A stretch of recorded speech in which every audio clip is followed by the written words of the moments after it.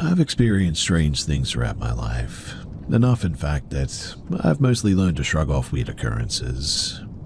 But one incident about maybe 2 years ago now, it still unsettles me to this day.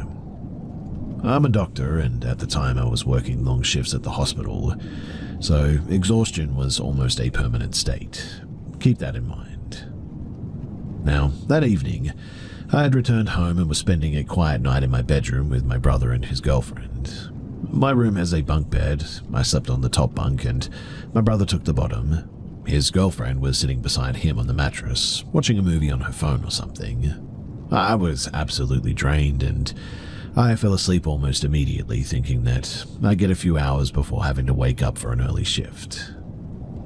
Some hours later, I woke to a heavy, unnatural silence. The house was dark, still, and quiet, but it was too quiet. I glanced at my phone, almost 5 a.m. Groggy, I turned my head toward the bottom bunk, and that's when my stomach sort of dropped.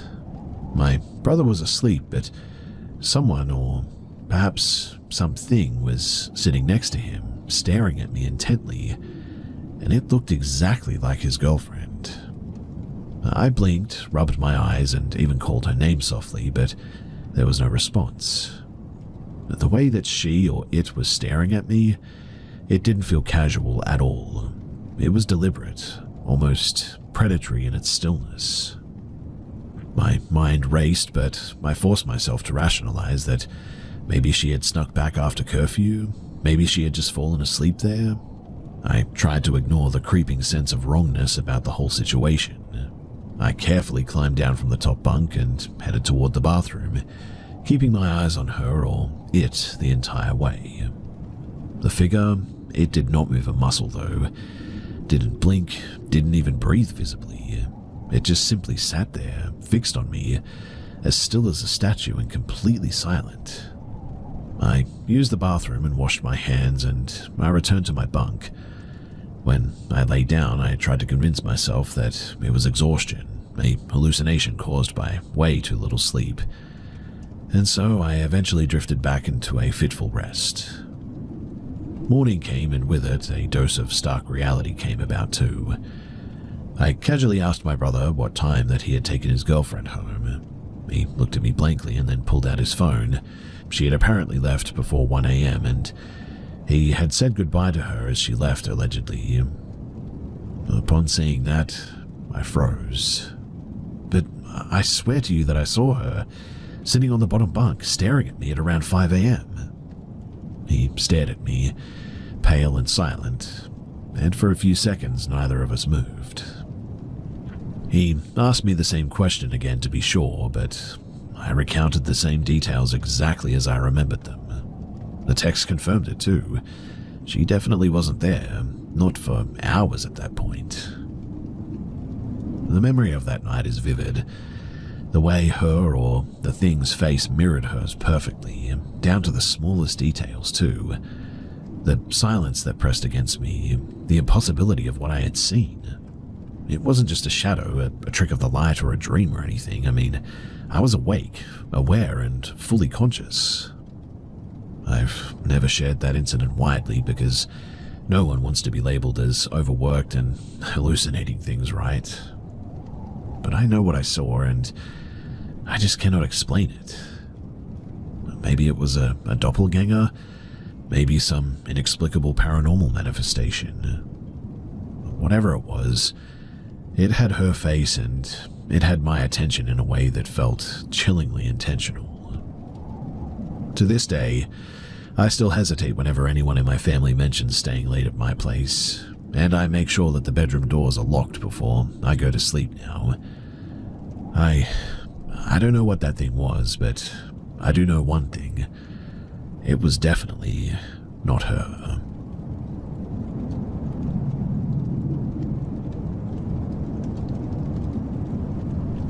On the nights when work finally let go of me, I'd usually take the long way home just to feel my shoulders loosen again. Anyone who works in a hospital knows just how those shifts can really drain the life straight out of you.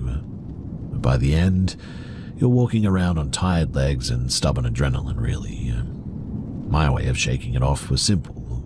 Coast along quiet roads by the water, sometimes alone and sometimes with my closest friend, talking about anything except for work. We'd sit near the shore, watch the sky for a bit, and let the sound of the waves unknot whatever the day had twisted up. But recently, one ride home changed the way that I look at those late night drives forever. I was supposed to leave work at around 11, but one emergency stretched out into another, and by the time that my replacement arrived, it was nearly 1:30 in the morning. I stepped outside into a gust of freezing wind that made the parking lot feel deserted.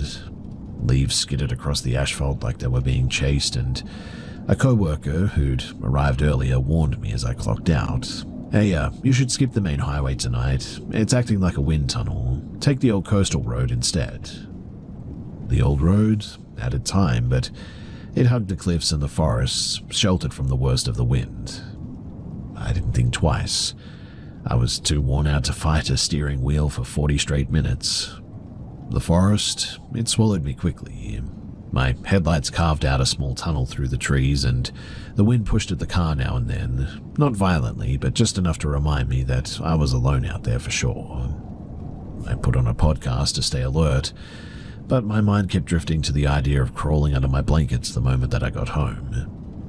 Eventually, the highway dipped near a tiny coastal settlement, barely more than a handful of buildings. An old store, a couple of shuttered restaurants, and a rundown fuel stop that always smelled like seawater and rust. I wasn't expecting to see anyone awake, so the pickup idling beside the pumps caught my eye. The silhouette inside wasn't clear, but just knowing another human was awake at this hour oddly eased me a bit.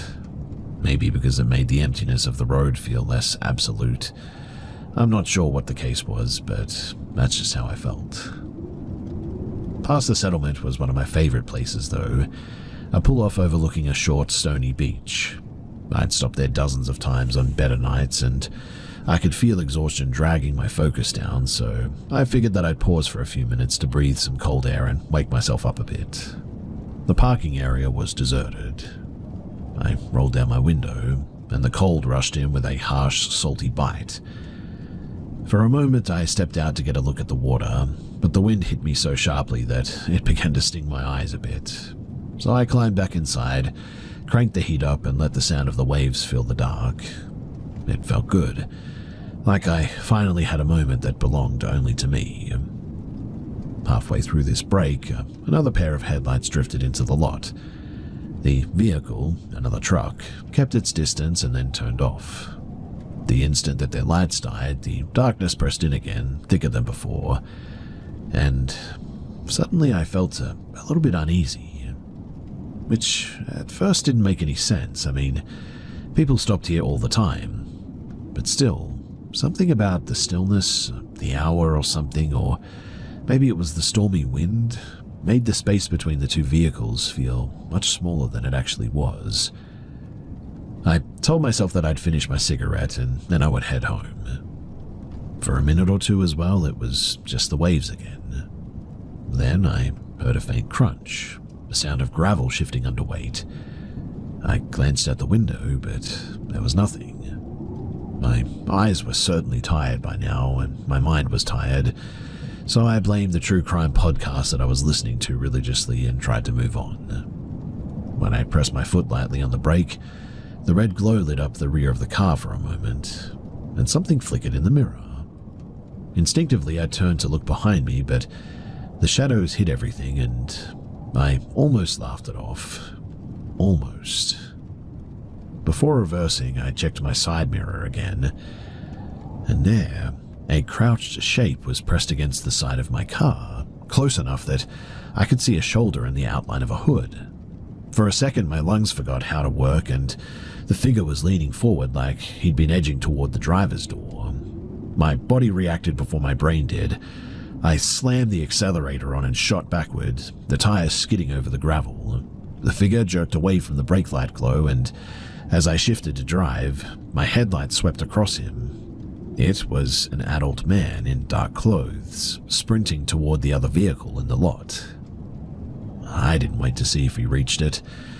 I tore back into the coastal highway with my heart ricocheting inside of my chest. I kept scanning the rearview mirror, hoping and praying that I had misread what I had seen. But a minute later, the headlight slipped onto the road far behind me. I pushed the car harder now. The problem with the coastal road, though, is that it barely has intersections, just a long winding stretch between cliffs and trees. So if he really wanted to catch up to me, there weren't many places for me to disappear. As I rounded a bend, the trees formed a sort of momentary blind spot. A narrow dirt turnoff appeared to my left, a maintenance road that I'd only noticed once before. I didn't think. I just swerved into it and sped up the incline, cutting the lights as soon as I figured that I'd gone far enough. Darkness swallowed the car, thankfully. The trees closed in around me like a huge wall.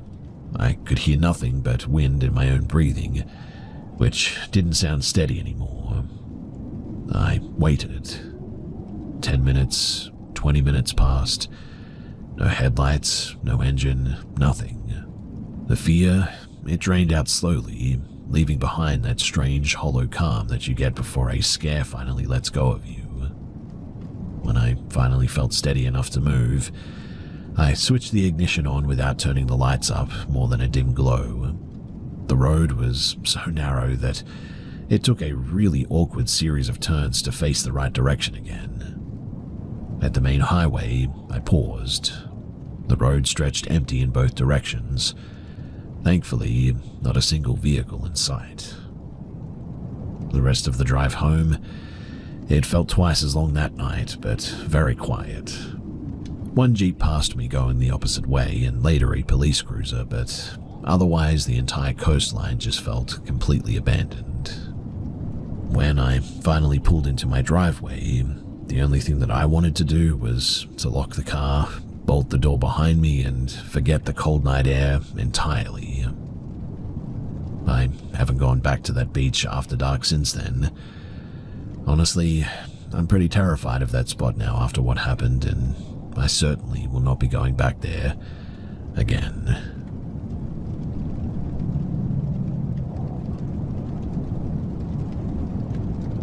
It was late winter when all of this happened, and it was one of those mornings where it was pretty cold. Now, at home we keep a single cow, and once in a while we let her roam the open patch behind our house so that she can graze and stretch a bit. She was still fairly new to us back then, still a little bit skittish around unfamiliar noises and sudden movement. That morning, she bolted the moment that we unlatched her rope too, weaving through the yard like she had been waiting all night for that burst of freedom. My father was already outside trying to block her path, so I hurried out to help before she injured herself. In all of the rush, I barely noticed how loose my pants were and how shallow the pockets were, but I had shoved my phone into one of the pockets anyway, knowing very well that it could slip out at any moment. For the first 10 minutes, I kept patting the pocket out of habit, but with both of us chasing the cow in circles, squeezing behind the sheds and trying not to fall in the mud, I eventually forgot to check, and by the time that we managed to coax her back inside, the morning chaos, it had drained all of my attention. I went inside to rest for a moment, sat on my bed and reached for my phone, and that's when I realized that my pocket was empty. I retraced every step immediately, checking the ground, calling my number, but it just wouldn't ring. It had already been switched off, you see. That was the moment, too, that I was suspicious and sort of knew that someone had taken it rather than it being lost somewhere in the grass. We pulled up the security camera footage, hoping for some clarity. In the video, it showed a man riding past on a bicycle, pausing and leaning down to pick something up, and then pedaling away as if nothing had happened. His face was blurred and the footage was grainy, so we couldn't identify him, but still, I filed a police report, blocked the SIM, tried tracking apps, and nothing really helped. It wasn't even the phone itself that bothered me, to be honest. It was actually the small SD card inside of it, holding years of old photos, family gatherings, celebrations, trips, and even some memories that I hadn't revisited in years. Losing all of that felt worse than losing any device. The days, they passed slowly after that, and quite honestly, I didn't expect to ever see the phone again. I had mentally prepared myself to let it go, really. But then, one morning, something strange happened. My father called out from the front yard, saying that a man on a cycle had just passed by and he thought that he recognized him from the footage. At first I thought that he must have been mistaken. Why would the same person come back near our house again? But he insisted. He caught up with the man and confronted him directly too. I didn't try to ease into it or anything, I just told him to return the phone that he had taken from our property. The shift in his expression was immediate though, like he had been unexpectedly cornered. He stammered that he would give it back later, claiming that he had errands to finish. We refused to let him leave though, and his tone changed quickly, growing aggressive, loud, defensive. My father warned him that if he didn't cooperate that the police would be called, and when they arrived, the situation took the most unbelievable turn. Instead of panicking or denying everything, the man began verbally attacking the officers. He yelled at them as if he outranked them, and that was when the truth slipped out. He wasn't just some passerby, you see. He worked in law enforcement, an assistant sub-inspector. For a moment, none of us spoke. It was sort of surreal. A member of the police force arguing with the other officers after being caught stealing? Once confronted fully, he admitted that he had taken the phone, but claimed that he had passed the SIM card and the SD card to somebody else. The officers took us along to retrieve them from that man, and after that, we went to the officer's own house where the phone was sitting casually among his other belongings. Piece by piece, too, everything was recovered. But here's the really eerie part. So, years later, we actually found out that this police officer was involved in some really terrible things. Kidnapping, trafficking, I mean, you name it, this guy was involved. Which begs the question, right? Did he keep my phone and did he hand it over to some ring connection or something? Were they planning something?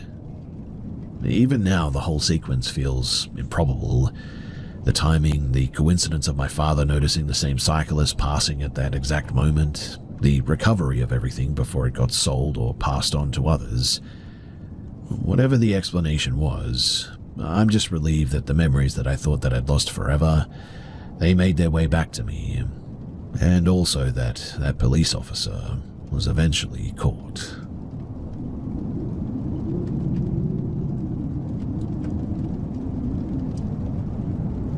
I was finishing up paperwork near the end of my shift the other night when my phone buzzed on the desk. The screen showed a number that I didn't recognize. Normally I would let it ring. I get enough spam calls to know better. But for no clear reason, I answered this time.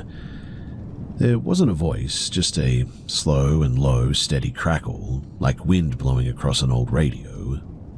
I listened for a couple of seconds, thinking that maybe the signal was weak or something. I said hello once, then again louder, and right when I was about to end the call, the static faded just enough that I thought that I heard some inhaling, like they were standing close to the receiver but unsure about speaking. The moment that I focused on it, it dissolved back into noise.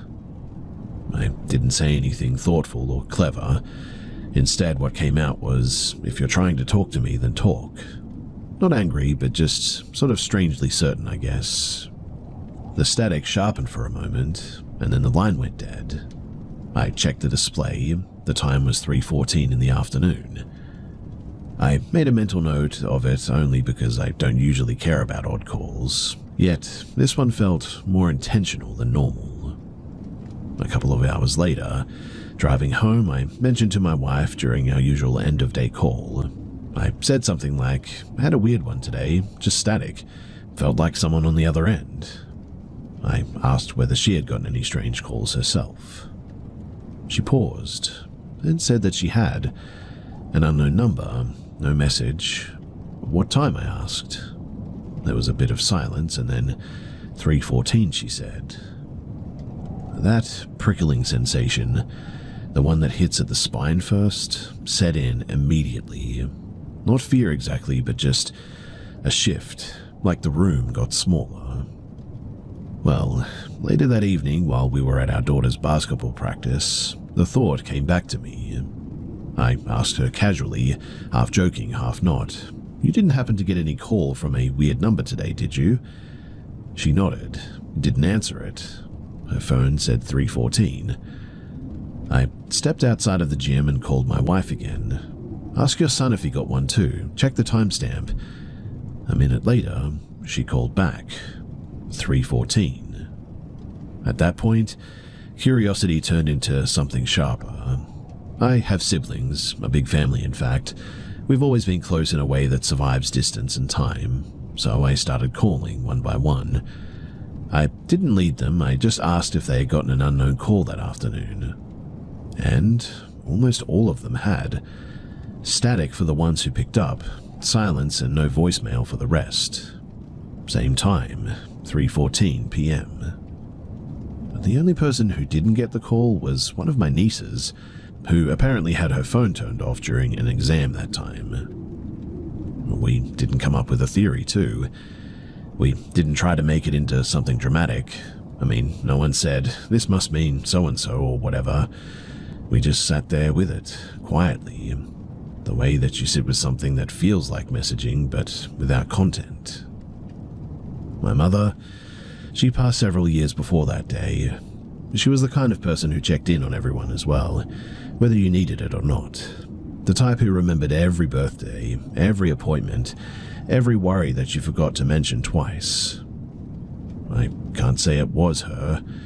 I can only say that the moment that I realized how many of us got that call, I recognized the feeling that I had had in my chest. Not fear, not comfort either, but just recognition on the other end. Sometimes things happen that don't fit well with a theory, I guess, even a hopeful one.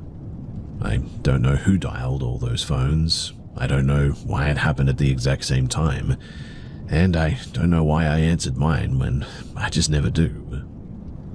But I remember that silence on the line, and the sense that someone had tried, however imperfectly, to reach across distance. Maybe emotional, but maybe something else too.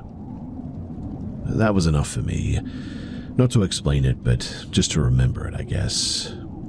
I still don't save unknown numbers, but sometimes I check the clock before I decline the call now, just in case.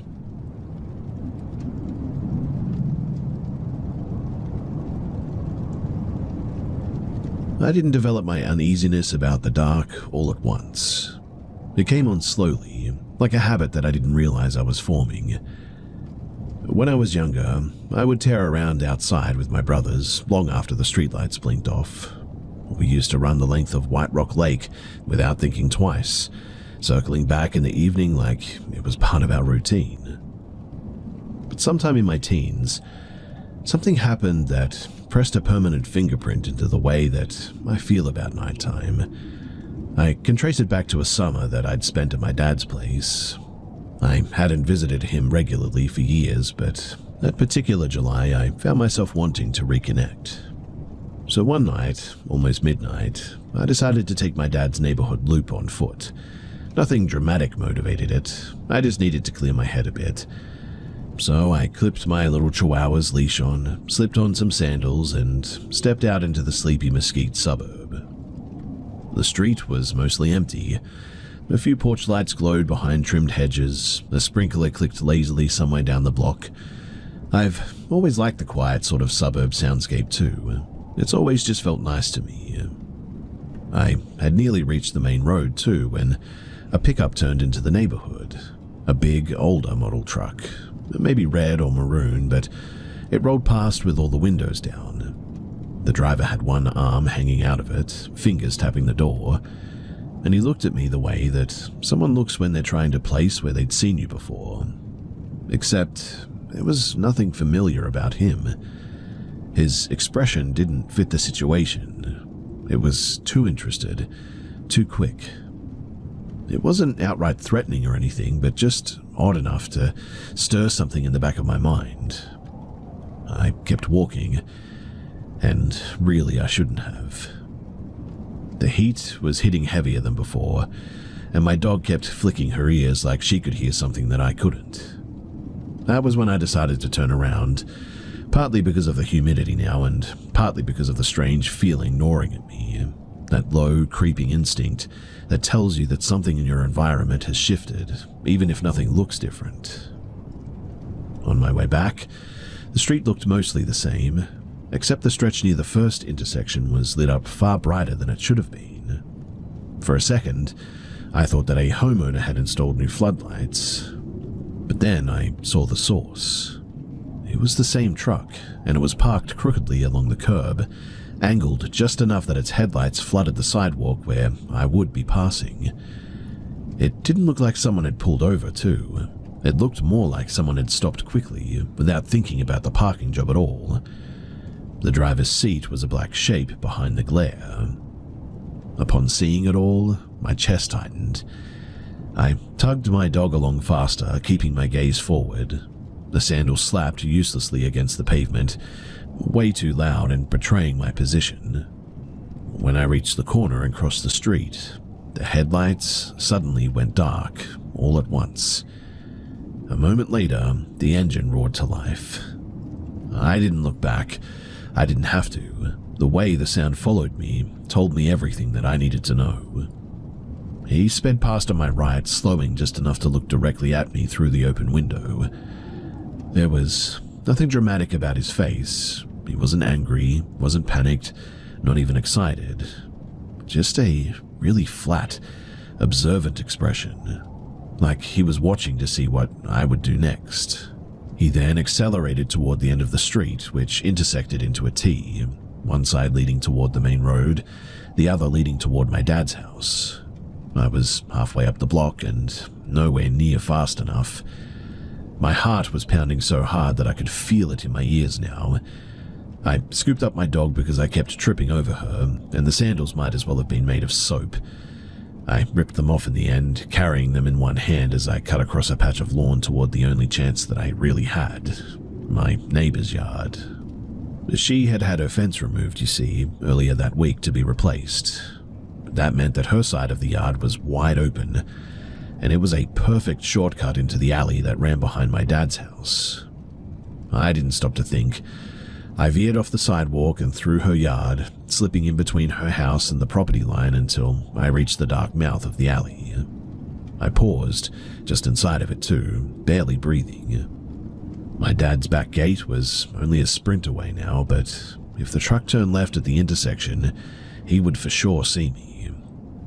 I had one place to run if that happened, straight to my neighbor's back door.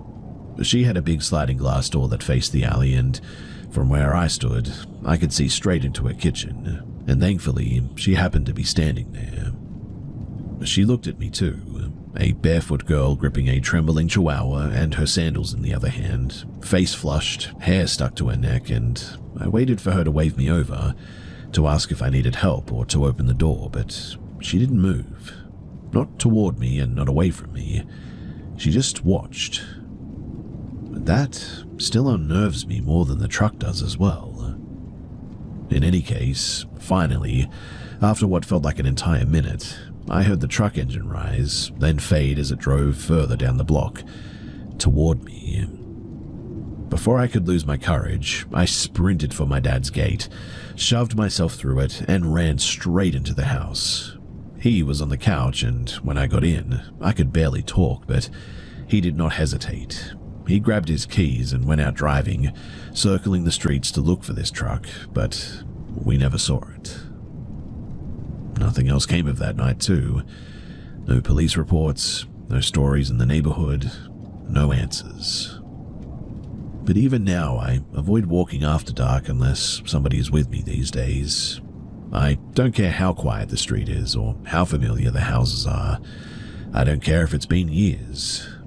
That feeling, the feeling of being noticed for the wrong reason, it never leaves you.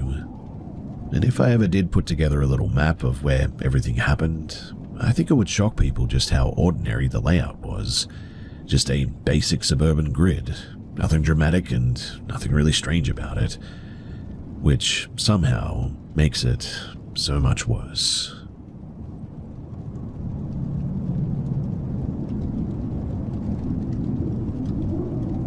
I've never really figured out how to explain this story without sounding dramatic, so I usually don't tell it, but sometimes I still catch myself thinking back to that week, and how close I came to something that I just didn't have the language for at 14. Before all of this, I had been spiraling a bit, skipping classes, staying out nights my parents didn't know about, letting older friends pull me into whatever trouble that they were chasing. My parents weren't strict people, but by the middle of freshman year they were, well, exhausted. Instead of grounding me again too, they signed me up for a leadership voyage, 7 days on a training schooner out past the bay, where everything was supposed to build confidence and character. Their words, not mine. Now, the boat wasn't big. 20 people felt like too many, in fact, but there were 10 of us teens, 2 of them girls besides me, and the rest were staff members who insisted that we call them guides, not counselors. Most of the bunks were stacked in long, narrow spaces below deck that smelled like rope, salt, and damp clothes. The only restroom was wedged against the front bulkhead, close enough to our sleeping bags that someone brushing past your feet at night became normal after the first hour. That first evening, during the safety briefing, one of the younger guides kept drifting toward wherever I was. He had that easy charm that some 19-year-olds have, overly confident, always smirking at nothing, and at dinner he sat so close that our elbows kept brushing, and every time that I tried to hide behind my paperback, he asked another question like we were old friends. Even back then, before I learned to trust my instincts, I knew something about him felt off. Too much attention and too much interest. Well, eventually one of the older boys snapped. "Dude, she's a kid." The guy laughed it off, but something changed in his face. He didn't sit near me again, but over the next few days I kept catching him glancing my way. Quick though, like he didn't want to be seen doing it. But the real problem turned out to be one of the kids. He was a year or two older than me, tall and wiry, and the type who acted like every joke was a test someone was failing. At first, I didn't mind talking to him. Being the youngest there made me cling to any scrap of friendliness, but he shifted quickly. He would sit too close during downtime. He would interrupt me to ask who I liked on the ship. He acted annoyed if I walked away to talk to somebody else too. And when I finally told him politely that I didn't want anything from him, he exploded. Not loud enough for staff to intervene, but loud enough that the boys near him went still. He threw out some bitter line about how there's nothing real out here anyway and just stormed off. After that, the air around him stayed sharp, like he wanted me to know that he was still angry. I brushed it off during the day, but the nights were much harder. Down in the cramped berth, with people snoring and shifting in the dark a few feet away, I felt constantly watched. No reason, I told myself, it was just nerves. But still, I volunteered for every late night shift that I could get, even when it meant standing alone under the mast in the cold wind, just to avoid trying to sleep beside him. Now, on the last morning, before we reached land, everyone traded contact info, and I didn't really think that I'd talk to any of them again, but it seemed harmless enough. A few hours after I'd got home, one of the boys from the trip messaged me. He didn't even start with small talk, just told me straight out that I should know something. He said that the angry boy, the one that I had rejected, had been getting up at night, standing near where I had slept, and at first he told his friends that he was keeping an eye on the girls' area, but eventually he admitted that he was watching me specifically. According to the friend, he had been doing it more than once in a night as well, sometimes lingering there for minutes before going back to his own bunk. Then the friend told me something else. One night, the angry boy joked, and he hoped it was a joke, that we were all so tightly packed that he could unzip my sleeping bag without waking me. He suggested it like he was testing the other boy's reaction, is how he saw it. The friend said that he made an excuse and went to sleep on the opposite side of the hold after that, and he didn't tell any adults. He didn't tell the girls too, he just left me there, sleeping inches away from where that boy stood. I remember reading this message over and over again, feeling my stomach drop through the floor.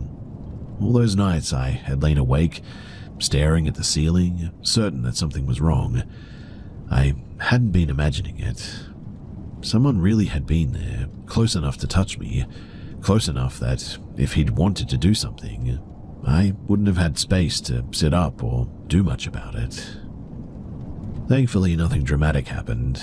No confrontation, no police. The program sent out a cheerful thank you email, and really that was that. But for years, I would think back to that moment, especially any time that I slept in a cabin or a hostel or anywhere with more than one person beside me. I would always wake up sort of panicking a bit, convinced that somebody was standing at the foot of the bed.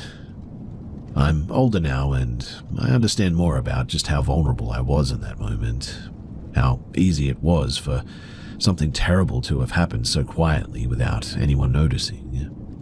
I don't imagine that the boy planned anything beyond what he did, but knowing that someone watched me while I was sleeping, angry and humiliated and way bigger than me, well, that was certainly enough for me to pull my head in and really start to get my life back together.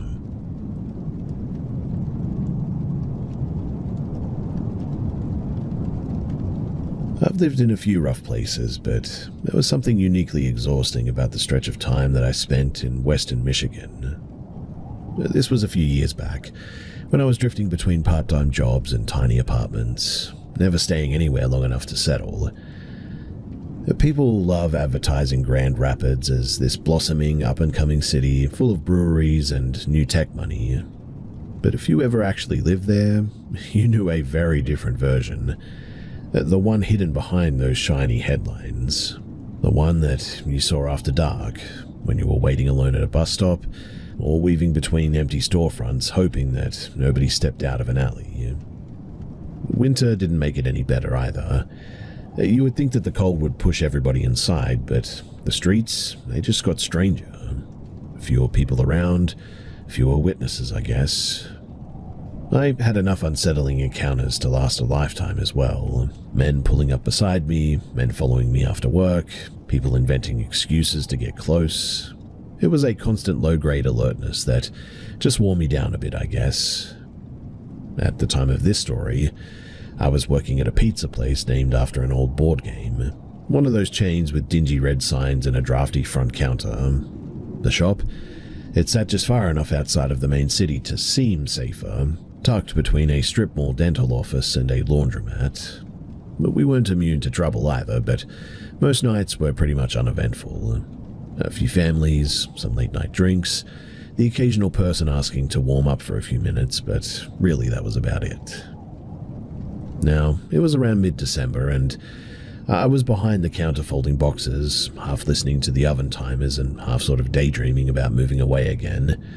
I mean, anything felt better than starting over in a city that had already chewed me up once. Around 8, I would say, the phone rang, and I answered without thinking, but something about the silence before the voice came through made my shoulders tense a bit. Not fear, but just, I don't know, maybe a heaviness or something. The man ordered a large pizza and a bottle of soda. No weird questions, no requests, no strange inflection, just flat. When I asked for a name and a number, he hesitated a bit before giving me a room number at a hotel a few blocks away. The hotel, it certainly was not known for good things. Still, we got calls from it pretty often, so usually it was tired travelers, once in a while someone down on their luck, but nothing to assume and nothing to worry about really. So I put the order in, stretched the dough, topped it, slid it into the oven and slipped into a delivery bag once it was done. Our manager that night was also the driver. He shrugged on his coat, grabbed the bags and headed out, normal as could be. About 40 minutes later, he called the store. His voice wasn't panicked, but it wasn't steady either. He told me to get a couple of plastic bags ready and to clear off a counter space. He didn't explain it and just said that he would be back in 5. When he walked through the door, the cold air followed him in, but he was sweating, eyes wide, face pale. He didn't take off his jacket and just set the delivery bag down and told us what happened. He said that the hallway of the hotel wasn't silent when he arrived, which wasn't unusual. But when he reached the room from the phone order, the door was cracked open just an inch. No lights on inside, no TV. He said that he knocked anyway, and a man stepped into view. It was the smell that hit him immediately, like metal and damp air mixed together. My manager certainly wasn't one for making dramatic assumptions easily, but he said that he knew instantly that something wasn't right. The man didn't speak, didn't look at him directly, just handed him a wad of cash and closed the door so fast that the latch echoed down the hallway. Well, he made it about halfway back to his car before something about the weight and texture of the bills, they bothered him. So he looked and he realized that the money was damp. Not rain damp, but something thicker, sticky, even in the cold. By the time that he drove back to the store, the smell had seeped into his jacket now. When he held the cash out, we all slowed down at once because it looked dark in places, crusted around the edges, as if it had dried and been re-wetted. Not dripping and not dramatic or anything, but undeniably, it was blood. We called the police. I mean, what else are we supposed to do? And 2 officers showed up about maybe 20 minutes later. They examined the bills, asked a few questions, wrote a few notes, but unless someone inside that hotel room requested help or there was visible evidence of a crime or something, really their hands were tied. A busy night, they said. They would send someone to check it out when they could. They left without the money, without asking any follow-up questions, without taking a statement from the manager that felt like more than a formality. We bleached the counter afterwards. My manager tossed his jacket into a garbage bag and tied it shut. The mood in the shop, it was quiet for the rest of the night too. Not scared or anything, but just unsettled, I guess. Because the truth is that there are hundreds of reasons that money could have been stained like that. And most of them, well, they were not comforting. I mean, maybe somebody was injured and too scared to go to a hospital. Maybe there had been a fight. Maybe the guy had just cut himself accidentally or something. But the instinct that something was wrong, it really just never left any of us. Well, I moved out of the city not long after that. Not because of that night, but because everything there just felt like a weight that I couldn't keep carrying. Country living isn't perfect by any means, but it's the quiet that makes me feel like I can breathe again. Anyway, to anyone still working late nights in places like that, always trust your instincts, even when you can't prove anything. Sometimes the story ends quietly like mine, but I can tell you that the feeling stays, and also that sometimes it doesn't end like mine. It ends much, much worse.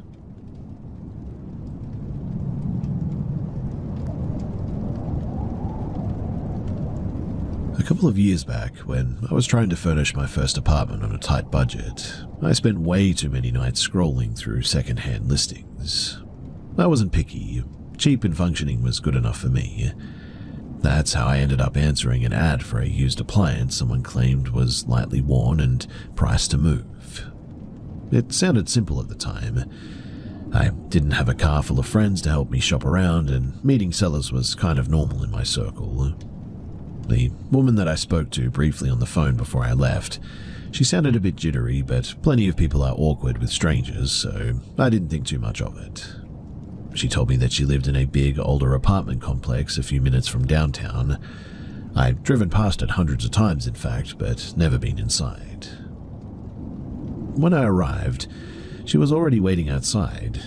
She looked like she was in her mid-30s, bundled up in a jacket, even though it wasn't even that cold. At first glance, she seemed harmless, nervous if anything. She kept glancing toward the door of her building as if she was expecting someone. Inside, the place was nearly bare.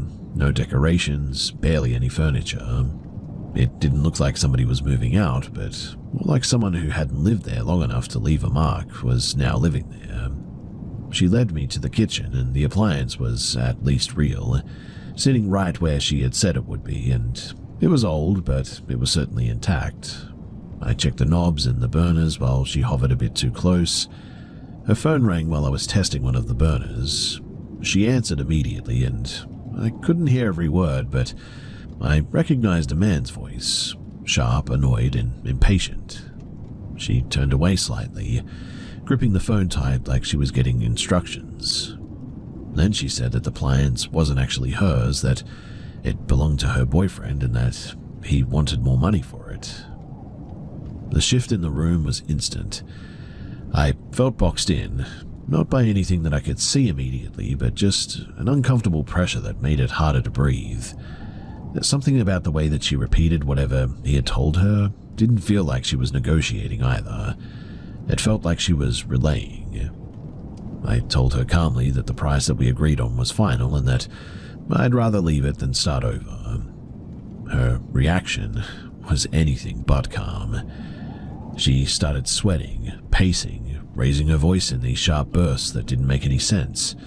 She said that I needed to stay until he got there because he'd want to talk to me himself. That part hit my stomach in a way that I didn't like. She kept checking the hallway too, then her phone and then the hallway again. Whoever he was taking his time getting there, and she was growing more frantic by the second. I don't know why, but that scared me more than anything, I suppose.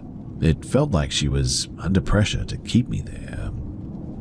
I decided I wasn't going to wait around to find out why. I told her that I would take the appliance after all and needed to grab the cash from my car. My voice came out steadier than I felt, and she followed me toward the door like she didn't trust me to come back.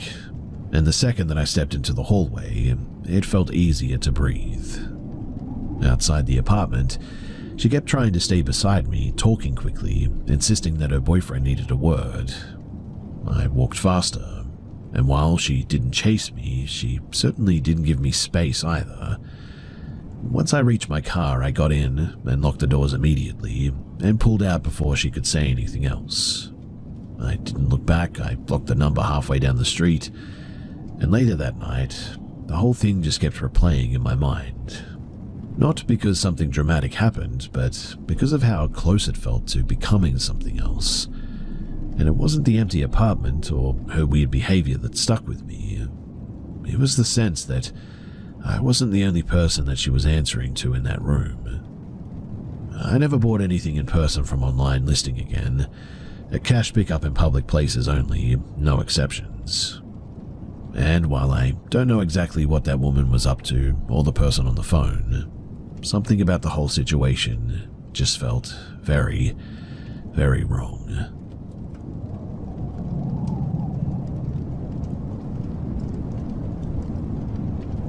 When I first moved into my place a few years ago, I was mostly worried about learning the neighborhood rhythm, like who worked nights, who let their dogs run loose, who kept their trash cans out too long, things like this.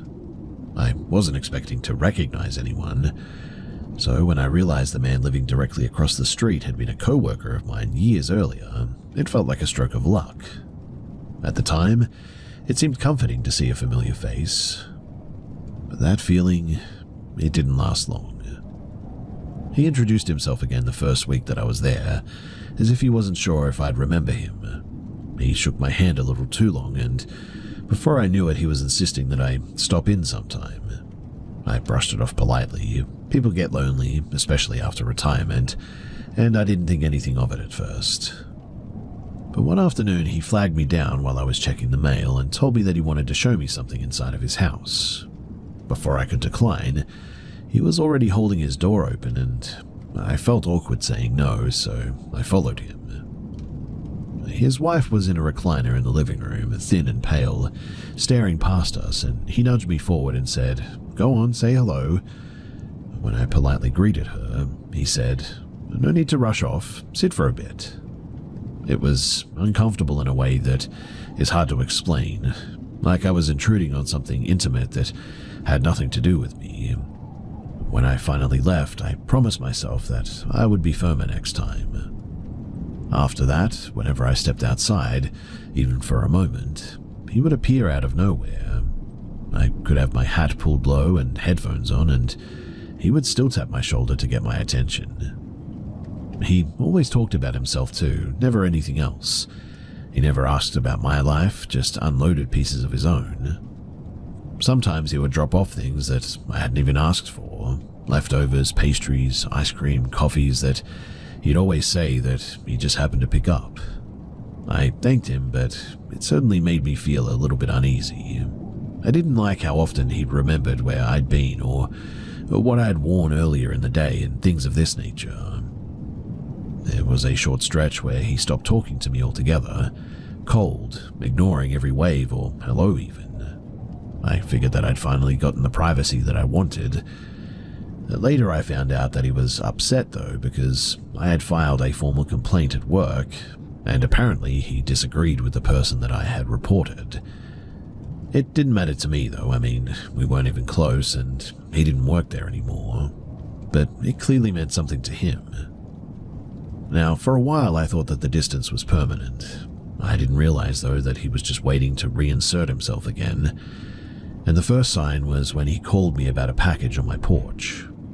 I didn't answer, but less than a minute later, I saw him on my doorbell camera, leaning down to stare at the label like he owned it. He left it on the sidewalk afterward and later claimed he was checking to make sure that no one stole it. He apparently watches my porch constantly.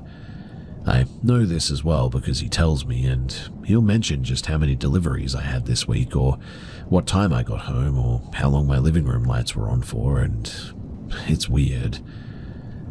But when I started fixing up the exterior of my house, I couldn't go 5 minutes without him crossing the street to talk to me as well. If I didn't respond quickly enough, he would always step closer like he couldn't imagine someone not being eager for his company. His wife passed away sometime after that, and genuinely I felt a bit bad for him in a sort of human sense, but I didn't want our relationship to change. But instead, he began inviting me into his home again, this time for dinner or just a chat or a little company in the evening. The first time I told him no politely, the second time firmly, and by the fifth or the sixth time, I was repeating myself almost verbatim. Mind you, he never seemed embarrassed, but just persistent, almost rehearsed in a way. A man in his 70s asking a woman in her 20s to come inside of his home alone 12 times, then more, isn't a harmless misunderstanding too. It's certainly deliberate. One night, I stepped outside for barely 30 seconds to take out the trash, and by the time that I turned around, he was already standing halfway down his driveway like he had been waiting for the sound of my door. I pretended not to see him and walked back inside in a hurry, but now I check through the blinds before I leave the house at all. If he's outside, I wait. I've started ignoring his texts entirely, every one of them telling me to come over for supper or asking why he hasn't seen me around. But the most unsettling one came from the moment that I pulled out of my driveway last week. When you're done with your errand, come by. I'll leave the door unlocked for you. I didn't reply. I shouldn't have to sprint with my garbage can, and I shouldn't have to rearrange my schedule to avoid being trapped in conversation with this guy, or install privacy screens so that he can't see the shape of me moving in my own living room. But unfortunately, I'm already doing all of that. My stomach drops every time that my phone buzzes with an unfamiliar number because I'm afraid that he's got creative. I don't know what he wants. I don't know if he's just lonely or if there's something else going on, but my instincts have been screaming the same thing for months now. Something about this just isn't right. And the worst part, I've began hearing footsteps around my house at night, and I am almost certain that it is him.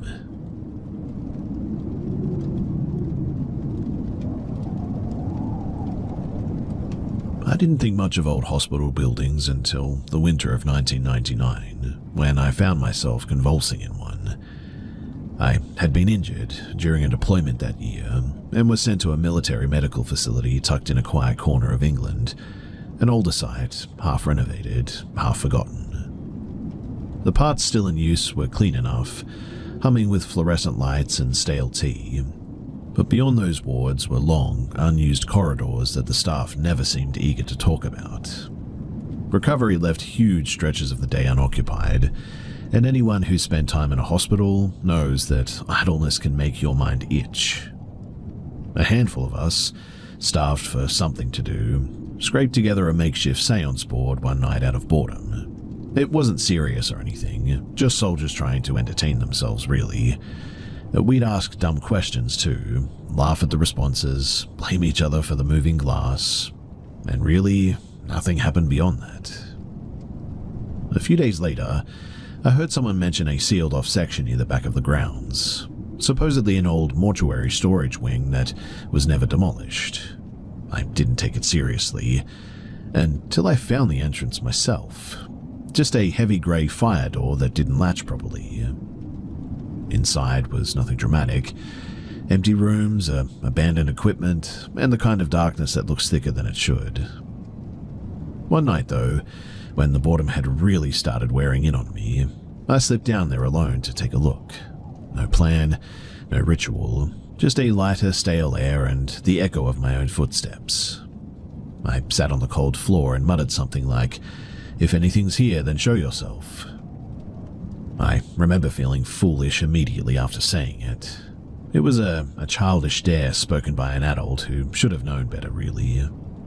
The darkness, it didn't move. No strange noises and no reply, and after 10 minutes, I left, feeling more embarrassed than spooked.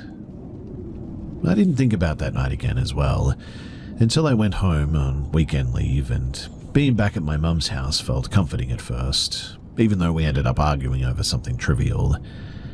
I stepped outside to get some air, still annoyed, and that was when I saw it. Something hovering above the row of the back gardens behind our house. Not a spirit or a visitor, nothing mystical, but just a sphere of bluish light, large and silent. It hung there too, like a lantern suspended by wires that I couldn't see. My first instinct was that I was seeing reflections from somewhere, maybe floodlights off of glass or something like that. I called for my stepfather, and to my surprise he came quickly, took one look and said quietly, "Yeah, I see it too." Before either of us could make any sense of it though, the thing dropped slightly, as if adjusting its altitude, and then shot away faster than anything I have ever seen before. Not smoothly like a drone or a craft, but almost like it skipped a step in reality. A few minutes later, another one appeared farther away, drifting steadily. At some point while watching it too, both of us realized that the sequence of events that we were observing had somehow repeated, as though we had blanked out and resumed watching mid-scene. There was no panic, just a disorienting awareness that something wasn't matching up with time in the normal way. The third sphere came closest, close enough that I remember feeling the tiny hairs on my arms rise. My stepfather, he muttered something about having seen enough, and he hurried inside.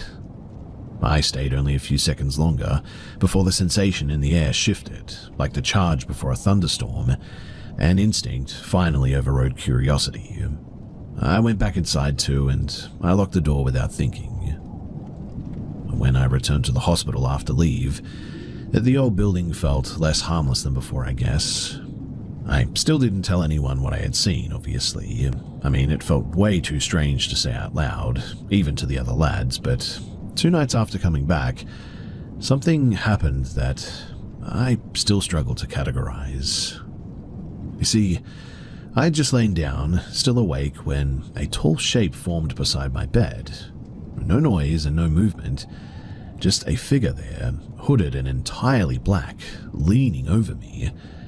At first, I thought that it was a nurse silhouetted by the hallway, but the outline was wrong. Way too tall, too rigid, and the hood tapered upward into a sort of strange triangular point. My body wouldn't respond when I tried to sit up too.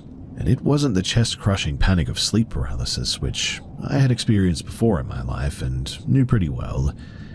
This was way different. I was clear-headed, alert, and utterly unable to do more than dart my eyes around. I remember noticing the fabric, the fold of the cloak, the way that it draped unnaturally straight, like it was unaffected by gravity almost. And the posture, bent forward from the hips without any curve in the spine. It was as if this thing's body just didn't articulate the ways that ours do. It vanished without transition, like one moment it was there and the next it's just gone. And I stayed frozen long after, too terrified to even breathe loudly. The following night, as I walked down the hall after a shower, I saw my roommate standing near the nurse's station in only his boxers, shaking like he had stepped out of freezing water. His face was colorless, eyes blown wide.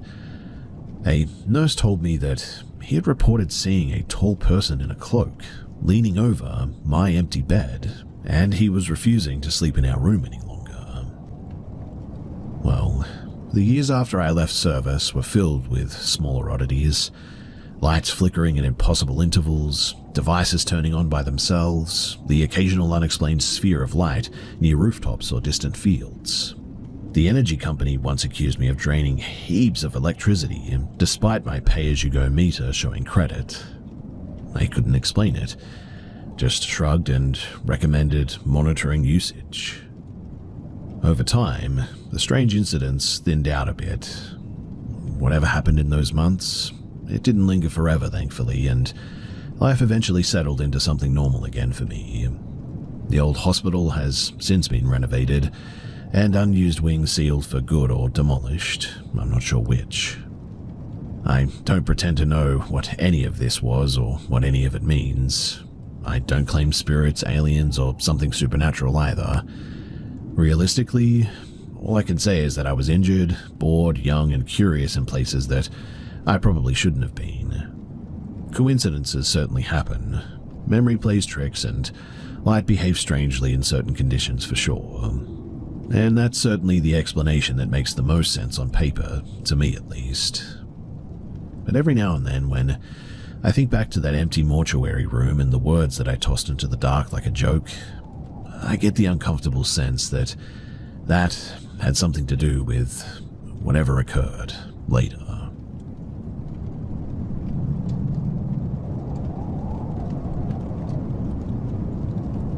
I've never been the type to scare easily outdoors.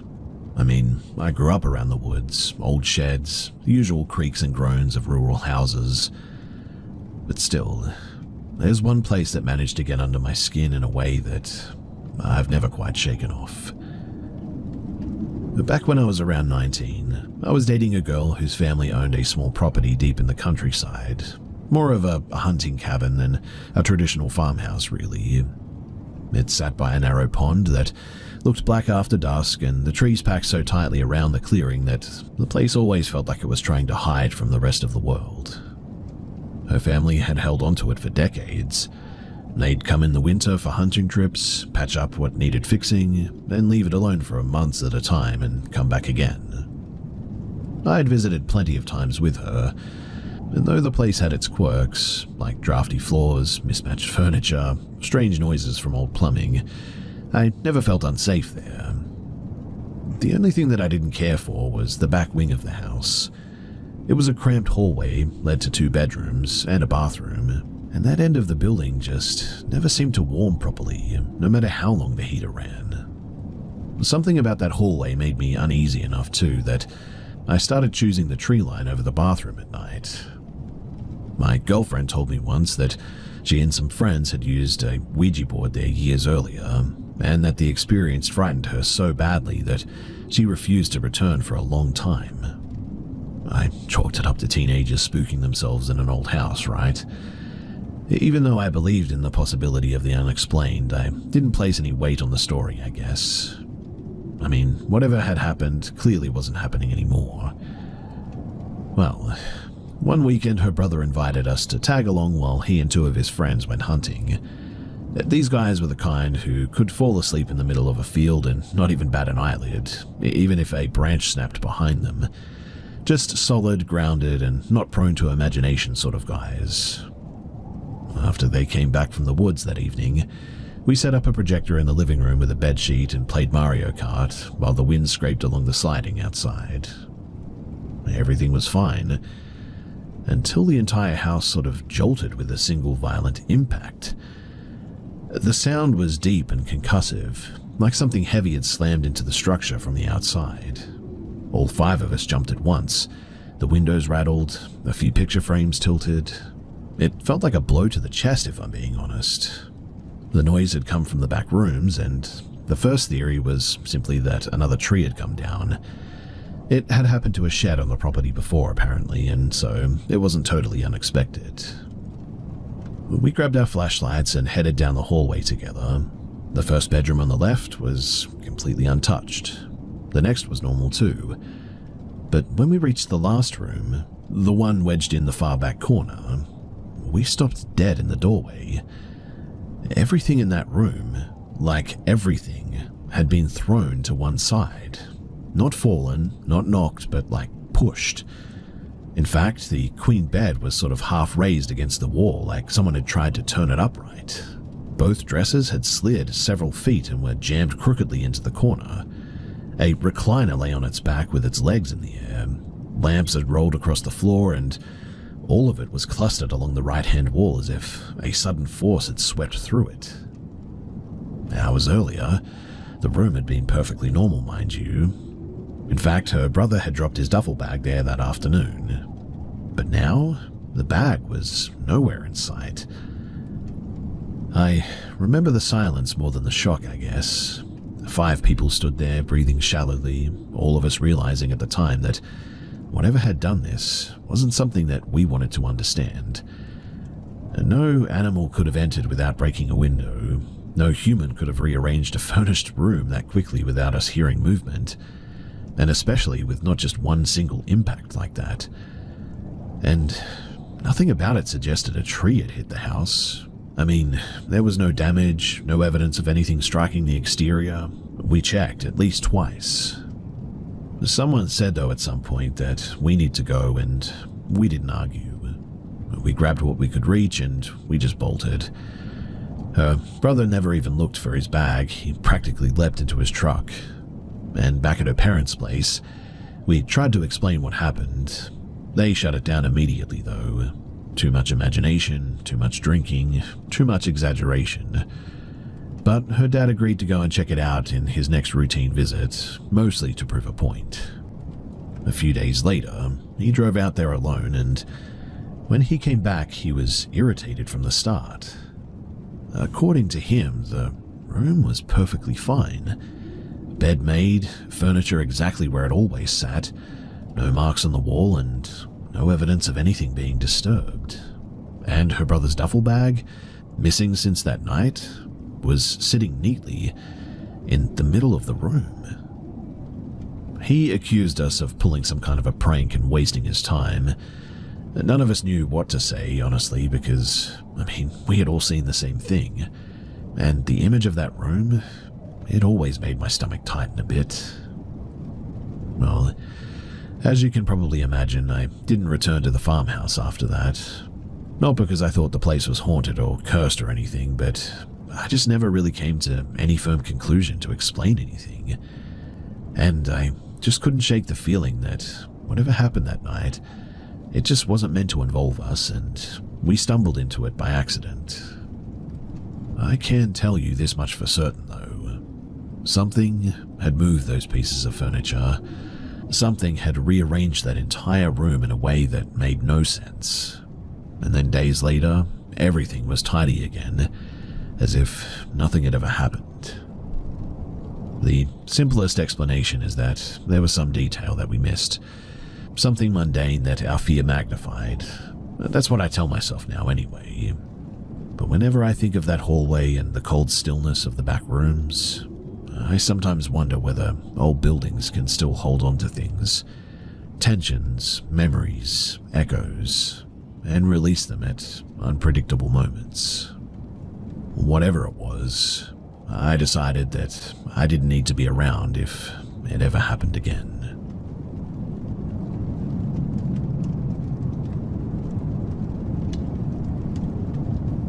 I wasn't sure how I ended up back at that house. After a long and messy divorce, it took almost 2 years to finally get the courts to grant me full access and remove my ex-wife. By that point, I'd been living in a small rental across town and had almost convinced myself that I didn't care about the old place anymore. But the thought of selling it, and maybe finally closing that chapter, it pulled me back. When my partner offered to help me clean it and repaint before listing it, I reluctantly agreed. The day that we went back, I rented a large dumpster and brought over cleaning supplies. My partner would handle painting while I sorted through the wreckage left behind by my ex. From the start, the house felt heavier than it should have. Even before we stepped inside, I noticed how quiet it seemed. My partner tried to brush it off as just a big old house, but I could see the tension in her shoulders from the moment that we opened that front door. Well, we started hauling garbage from room to room, filling the dumpster.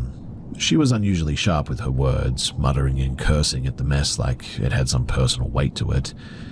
I tried to focus on the work though, but after a few minutes she abruptly said that she needed some air, stormed outside, and disappeared around the back of the property. I assumed she was frustrated with the whole task. I mean, cleaning a house ruined by somebody else is enough to test anyone's patience, but I kept working, shuttling trash out to the dumpster, but after a while I realized that she hadn't come back. A creeping anxiety settled over me, and so I called out her name.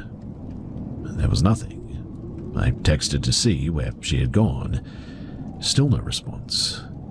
My stomach began to knot as I realized that the looped dirt road that circled the property behind this place and around the gravel pit was the only place that she could have really wandered.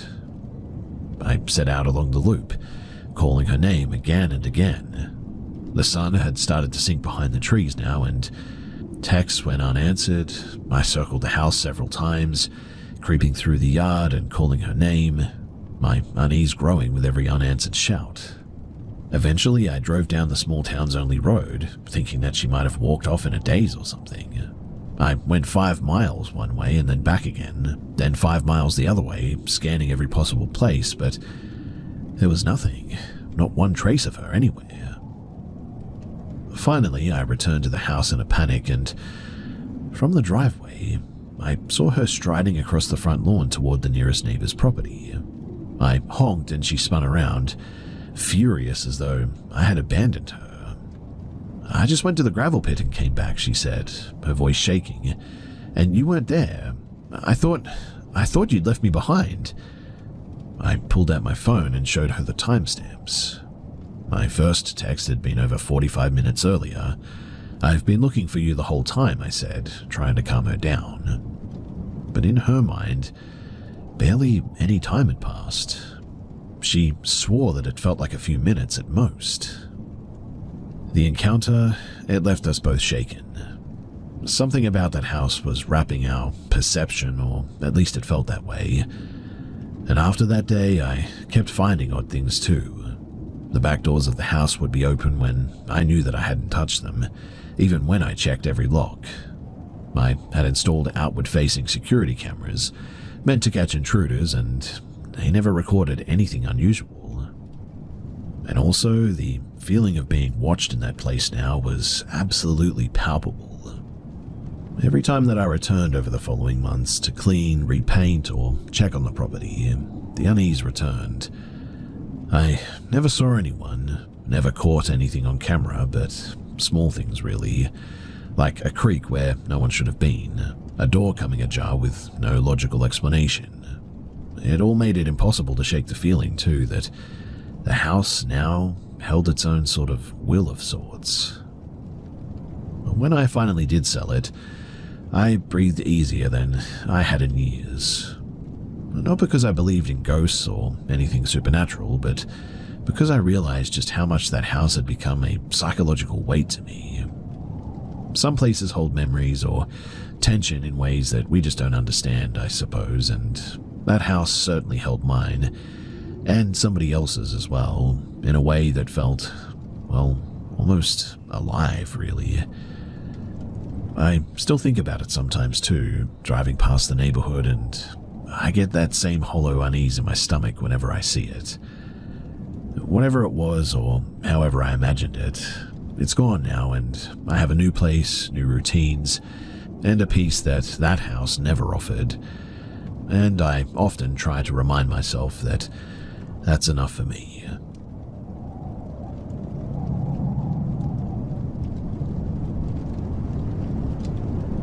Me and my boyfriend live in a house that his father passed away in before we lived here, and I believe that someone else had died here before that as well. There have been a handful of times in the last year where I'll wake up and think that I see someone standing over our bed.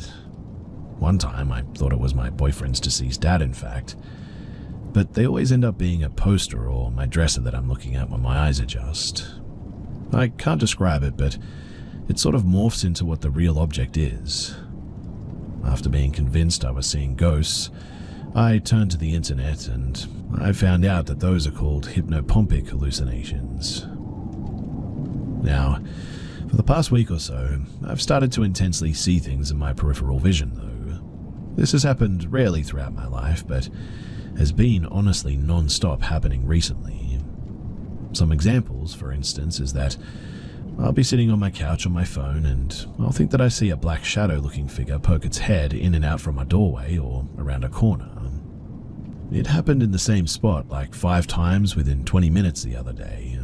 It's not even a split second long either. It happens very quickly and I just never know for sure if I'm imagining it. I can't even make out anything besides its being black and somewhat looks like it has an alien or Slender Man type of thinness.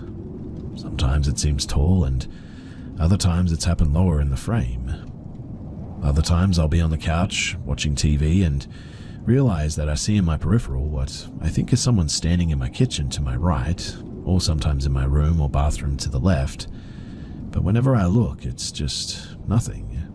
It's just random things like my dresser or stuff on my kitchen island. Other times it's just black, weirdly shaped figures that appear out of nowhere and move, and when I snap my eyes, it's gone again. It makes my heart sink every time, and honestly, it really scares me.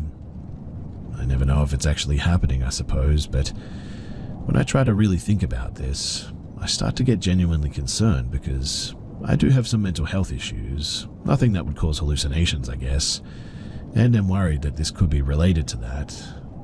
Or maybe it is something paranormal related, and I have no idea at this point what to do.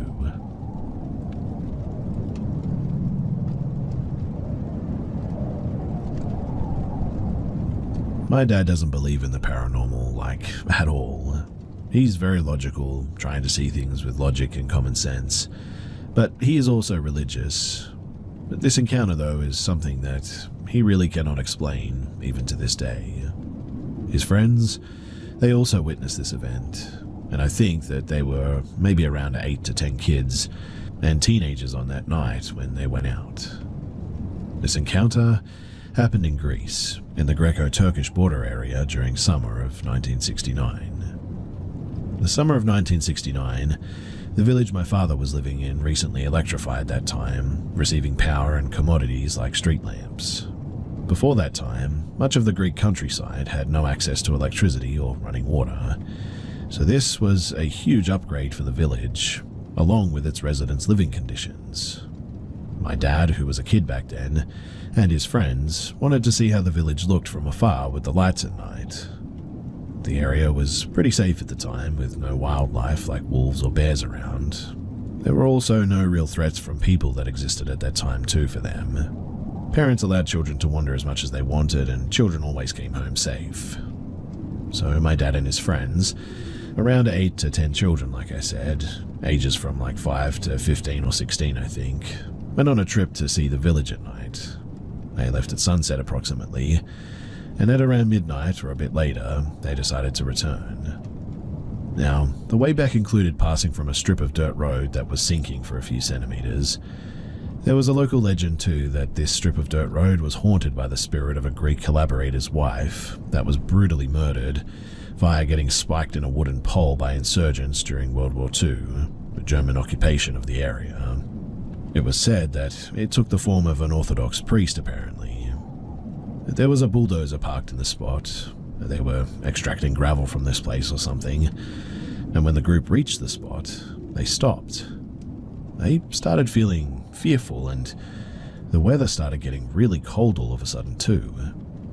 They started crossing slowly, feeling a bit afraid. To combat the fear though, they started speaking loudly and singing. They had crossed half the road when one of the children, one of the older ones, looked behind and then saw, from the bulldozer, an Orthodox priest in full uniform suddenly appear. The strange thing though was that the face wasn't visible, and it was hovering a few meters off the ground. It then started following the group in a steady pace with a distance of a few meters behind them. The guy froze in fear but didn't say anything so as to not upset the group and the young children that they had with them. But a bit later, another guy turned behind and saw the priest. He panicked and screamed, "Guys, there's a ghost!" And at that, everybody panicked and started running. They ran approximately a distance of 2 and something kilometers, with the ghost following in a steady hovering pace a few meters behind them. When they reached the village's first street lamp, they were all exhausted underneath the light. The ghost stopped a few meters away behind them. For a few seconds, both the ghost and the kids just sort of stared at each other. Then, the ghost literally just vanished into thin air. Others had also seen the priest with the same description and characteristics at the time. It was a well-known legend from that time, and there are no modern reports or encounters with this specific ghost today, though. Some of the children died in following years due to old age or medical problems, but some are alive today, being grown-ups obviously, and have confirmed the story to be true to me, recalling the same events my father has told me. I think 2 or 3 others have actually confirmed the story. The area today is heavily guarded by border police and the military as well, and it's almost impossible to go to at night.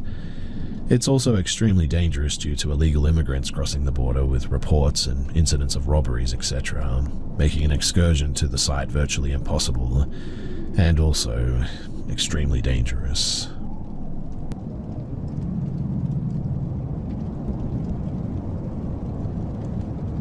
This happened in the US, Virginia, near George Washington National Forest.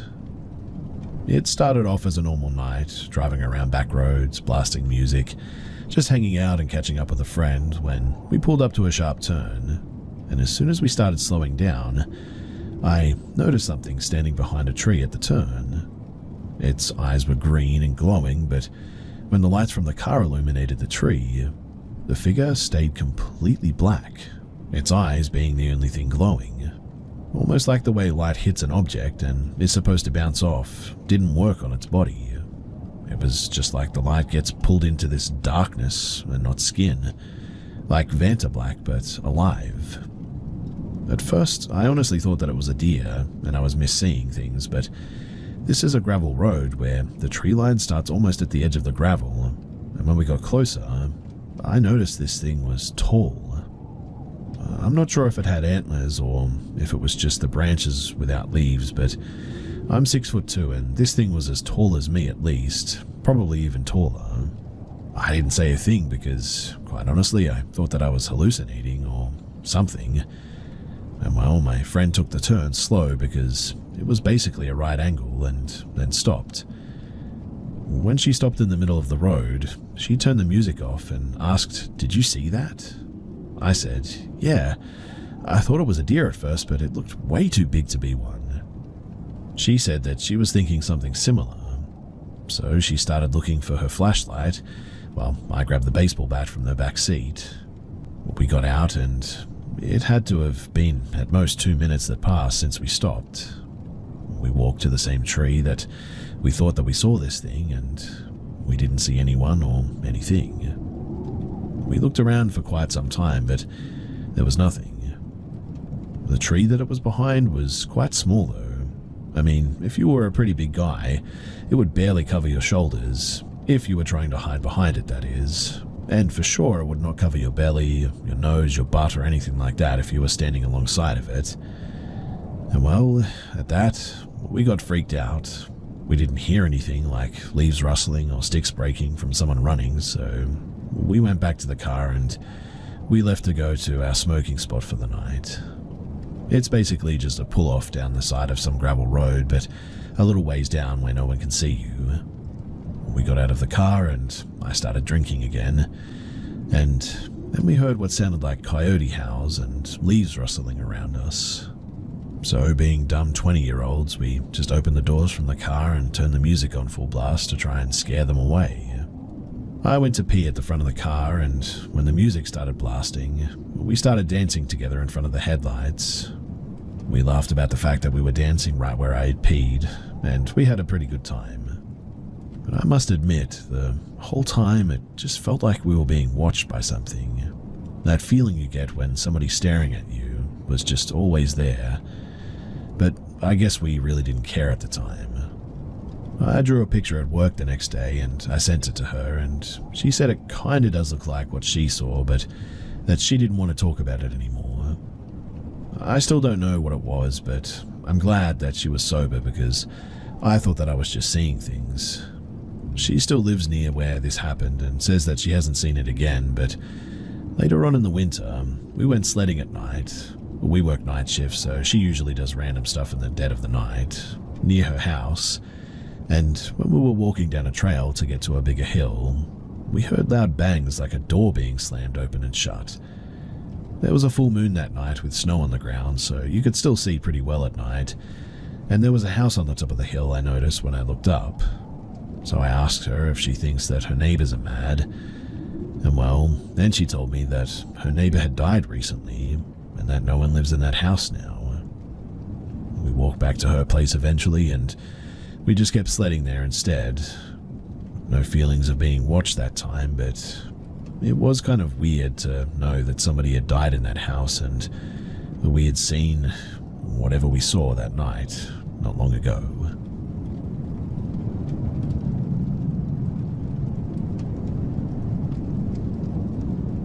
So, this isn't something that I personally witnessed. I was told this story by one of the men who allegedly saw it. For context, this guy had run with some questionable crowds and did what jobs he had to do to make money at times, if you get my drift. So, he has a lot of stories. I mostly consider this a tall tale, but there is still enough of it that makes me wonder, well, what if? According to him though, we call him Zed, he had been finishing up some work down in Louisiana back in the late 1990s with his buddy and had a few days to kill, namely to get some fishing and hunting in, albeit out of season. One of the guys that they had worked with gave them directions to a spot way back in the swamps and marshes, or the bayou as it's more commonly called, that they could do that without risking being caught by fish and game agents. He said one of the best things about this spot was there were, oddly enough, never any alligators there. Bit of a red flag, that one for sure. Anyways, one fine morning they set out in their boat before the sun was up, navigating their way through the swamps. From what he described, this was a section that was close to the Mississippi border, routes used by smugglers to move various products across state lines. They finally arrived at the spot after a few hours and some detours, their way of not saying that they got lost, turned off the motor on their boat, and started fishing. The trees were just thick enough to prevent you from being seen from overhead, and they were essentially in a huge inlet that was somewhat sheltered from the rest of the bayou, and had the start of solid land along two sides of it. By solid land, that also meant that you could walk across 10 to 15 feet of muck that could suck your boots off before you got to the solid ground. So, according to Zed, the day was progressing and fishing wasn't going great, but they still had some beer, so they weren't inclined to go anywhere. They both noted that, as the guy had said, there were no alligators. Normally, you could spot them lurking around or sunning themselves, but they were just utterly gone from that spot, as were most of the big fish it seemed. It was at this point that they observed a herd of feral hogs emerge from the undergrowth on one side of the lagoon and make their way to the muck that was described before, and commence to start rolling and rooting around in it to their heart's content. Zed and his buddies slowly angled their boat closer, as they had sidearms with them and certainly had no issues with getting wild pork instead of fish if the opportunity was there. The hogs were leery but not afraid, keeping the humans in their line of sight as they frolicked. Zed saw that they had no real way to get to a hog if they shot it there, so they just sort of floated along and watched for a good opportunity. But instead, they saw something else entirely. According to Zed, that's when they saw the mud start to move. He knew instantly that it wasn't an alligator, as an alligator would be flailing around in the mud trying to reach the hogs, and whatever this thing was, it was covered in the mud. Now, the only way that he could describe it was something was pushing its way through the muck, like a mostly submerged bulldozer, creeping up on the pigs. They watched as it slowly approached a cluster of hogs who had noticed the movement, but seemed more curious about what it was than afraid.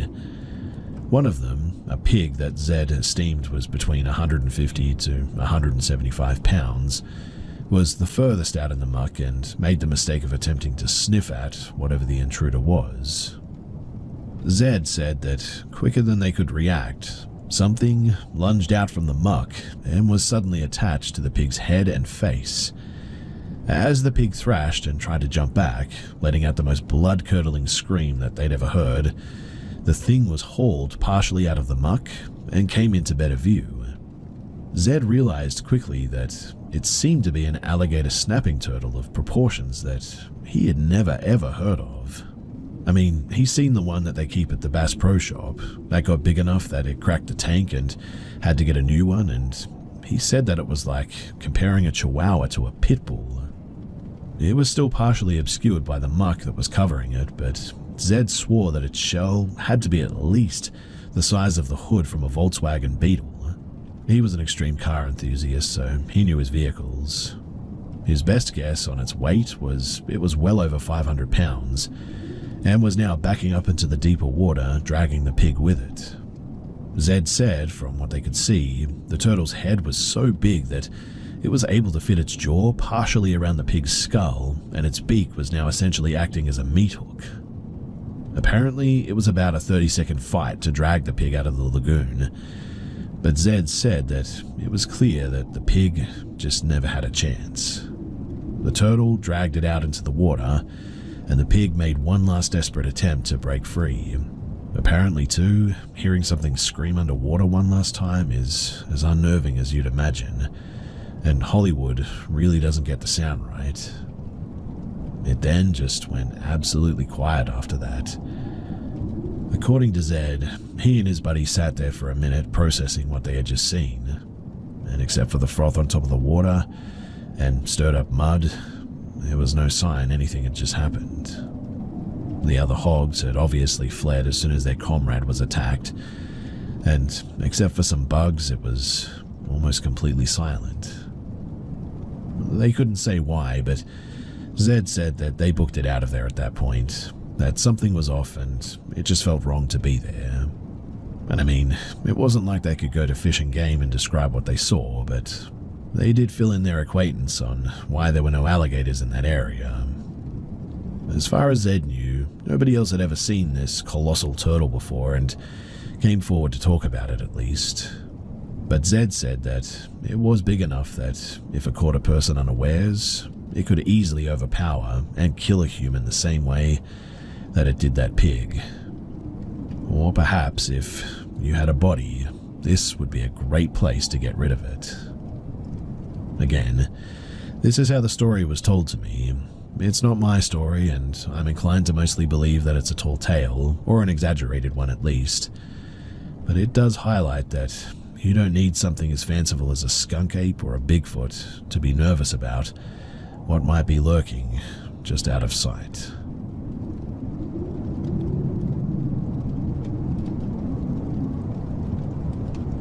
So a few years ago, I was on vacation to Edisto Island, SC, with my family, Mum, grandma, uncle, husband, and 2 of my young kids. On day 5, I noticed that my storage was full on my phone when I went to take beach pics, so I checked and found a 23-minute long video, 23 minutes and 17 seconds to be exact, of me sleeping in the bed. After watching it a couple of times, honestly, I was half scared to death. The video, it was taken super early in the morning. My husband was sleeping in the twin bed beside me, 2 beds in our room. I was in one and him in the other bed, while my kids were both in the kitchen with my other family members mentioned above.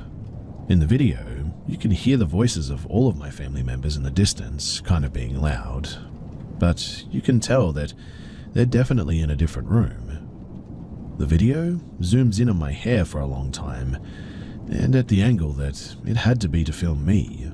There's absolutely no way that it could have been me recording, is what I'm getting at. I mean, you can see me roll over and the whole bed moved when I do, yet the phone kept recording me and stayed completely still. It moved in a sort of weird robotic way when it did, while recording. So steady that I don't see how it could be even a person recording. It stayed on me most of the video, continued to zoom in and out on my hair. Then it slowly turned to my husband laying in the other bed, showing him sleeping, so it definitely wasn't him recording me. This also might be too much information, but I sleep in my underwear only, so I'm positive that it was not any family member trying to play a trick on me. None of them would have recorded me naked, and hearing them in the other room ruled them out anyway. We were staying in a condo on the 2nd floor up. Our doors were locked and it was a small room. I really don't see how someone could have gotten in, especially without waking us. Plus, they would have had to have been standing above me with my phone. It freaks me out. You can also hear me starting to wake up near the end of the video, saying my husband's name while I'm sort of half asleep, telling him, "You know we need to get up soon, right?" Followed by, "I'm freezing." I've thought on that so much too. I really have no way to explain this. I don't really believe in ghosts enough to say that it could be something like that, but I just really can't explain it. It still gives me chills, and I can no longer sleep with my phone beside my bed since it happened, unless it's on a charger, but I don't know why that seems to give me some peace of mind, but for whatever reason it does. I genuinely believe now more than ever that I will forever be trying to understand what this experience was.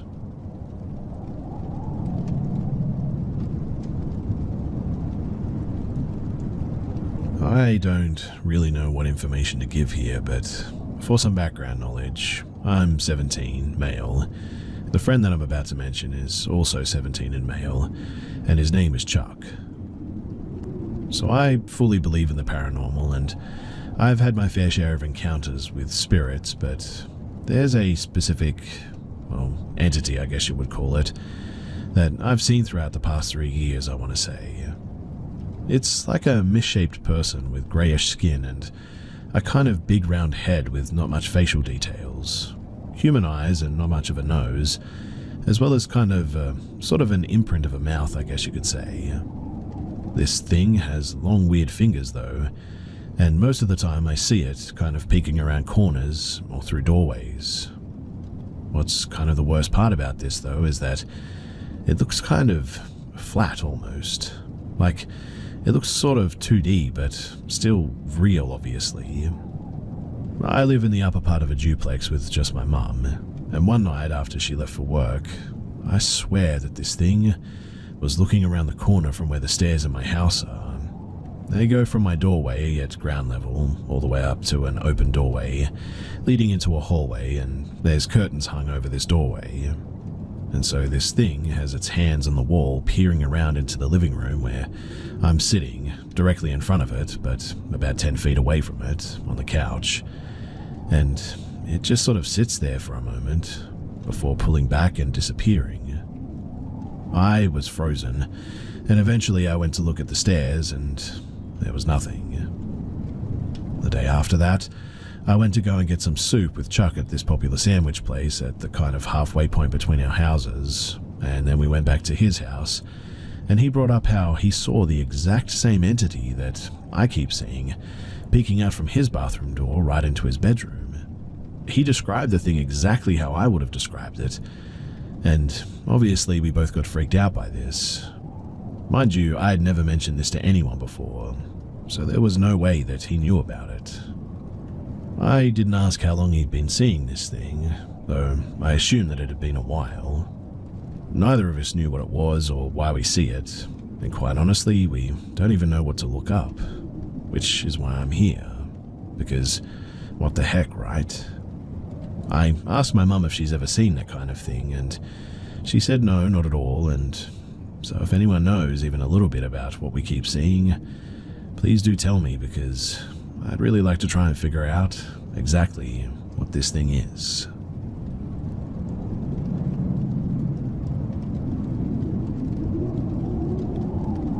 This happened some months ago now, precisely on the 5th of November. I live in northern Italy, so that was the evening in which the red aurora borealis appeared visible for us. I was chilling at home after a long day when one of my friends calls me and asked me if I wanted to go and try to see the aurora with him. I said sure, because I'm always up for an adventure, and from where I live on the top of the mountain is circuit like 1 hour in a car. So at about 9:30ish, he comes to get me and we go up. We even see a cute chunky fox while ascending. When we arrive at the top of the mountain, there's a big parking lot there and we get out of the car. It's pretty freezing, the wind is howling. We encountered only one other car on the road and one is parked at a distance from us. Apparently empty or just dark, I guess. We take some pictures. Can't really see the aurora, but just some reddish specks of light here and there. Still pretty magical if you ask me. We can, however, see a beautiful Milky Way, so despite the cold, we just sort of stand there in admiration of the universe above us, chatting lightly. Now, after about 40 minutes to an hour, for some reason I start to feel a bit uneasy. Not really with a reason, but then my friend goes to pee, short distance and remains in sight, and I concentrate on the surroundings. As I'm used to giving credit to my internal voice, I listen to it, and that's when I suddenly start picking up on something. I hear footsteps. Every time the wind goes down, they go silent, but a bit delayed. But despite this, I can clearly distinguish them, as the ice snow crunched under the weight of somebody when the wind picks up in strength. I tell my friend when he comes back. We listen, and he confirms it, as they're getting progressively closer. We made eye contact, decided that we had seen enough of the stars that night, and didn't want to stick around to find out what this was. Calmly walked to the car, locked the doors, and we booked it swiftly down the mountain. We kept checking in on the news the next day regarding robberies, etc., but we never heard anything. I'm still amazed and kind of spooked, I guess, with how sudden a very calm, peaceful, and overall nice night almost resulted in a dangerous encounter, I guess. A biped trying to sneak up on you? A biped trying to sneak up on you like that really doesn't seem friendly.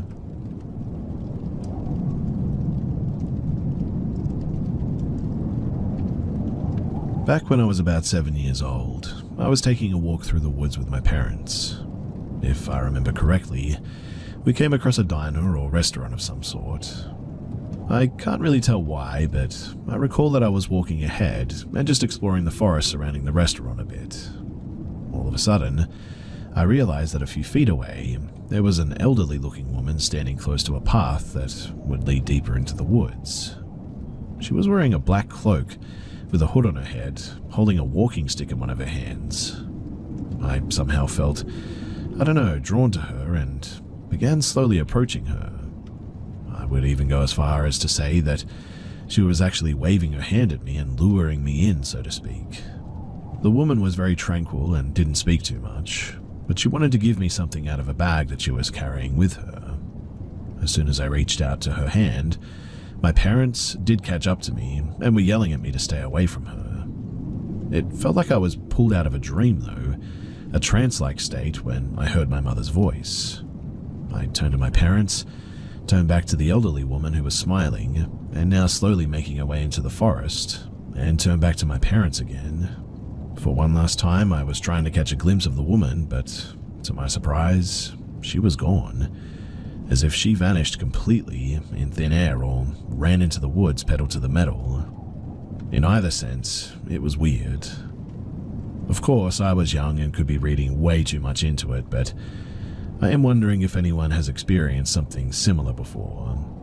My mother said something about dark witches and that woman could have been one, but I'm not sure if she only tried to explain this to me this way or like why I shouldn't talk to strangers in the middle of the forest like that.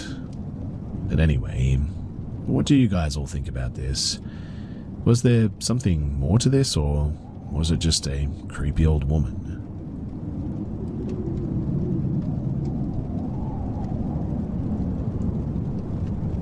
So I was walking my dog in a small bush track near where I live.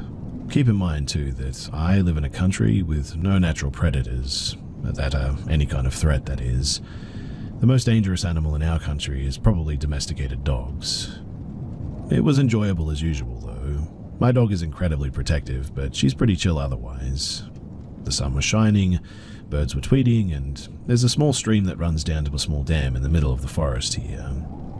As we walked, my dog tried to leave the walking track, but she was on a lead at that point, so I pulled her back. And I have no idea why. I said, "We don't leave the path, pup." But she started growling at what looked to be something in the water. I pulled her along, and a second later, all of the light from the sun changed, but I have no idea how or why. It just darkened. Not a huge amount, as if cloud cover had come over the area, I guess. When I looked up through a gap in the trees, though, there was no cloud cover in the sky. It was blue and clear, but the dimmed light was still predominant in the area. Next, though, I heard heavy movement in the water, and then twigs and branches breaking near me. I scanned the area. It's not dense bush or anything, but I saw something. As I'm a chaplain, I began to bless and consecrate the area as I walked. The next section of the walk is gravel, and I thought that I could hear footsteps following me, so I turned to look every few steps, but saw no one. Suddenly, though, I caught the whiff of like a dead animal, which lingered no matter where in the bush I was, and I was suddenly incredibly anxious and felt like I was being watched. Then the walk turns into a wooden planked walkway sort of thing. I continued to hear walking behind me on these planks. I also continued to pray, and as I walked, I heard a loud, very audible, "Enough" from behind me.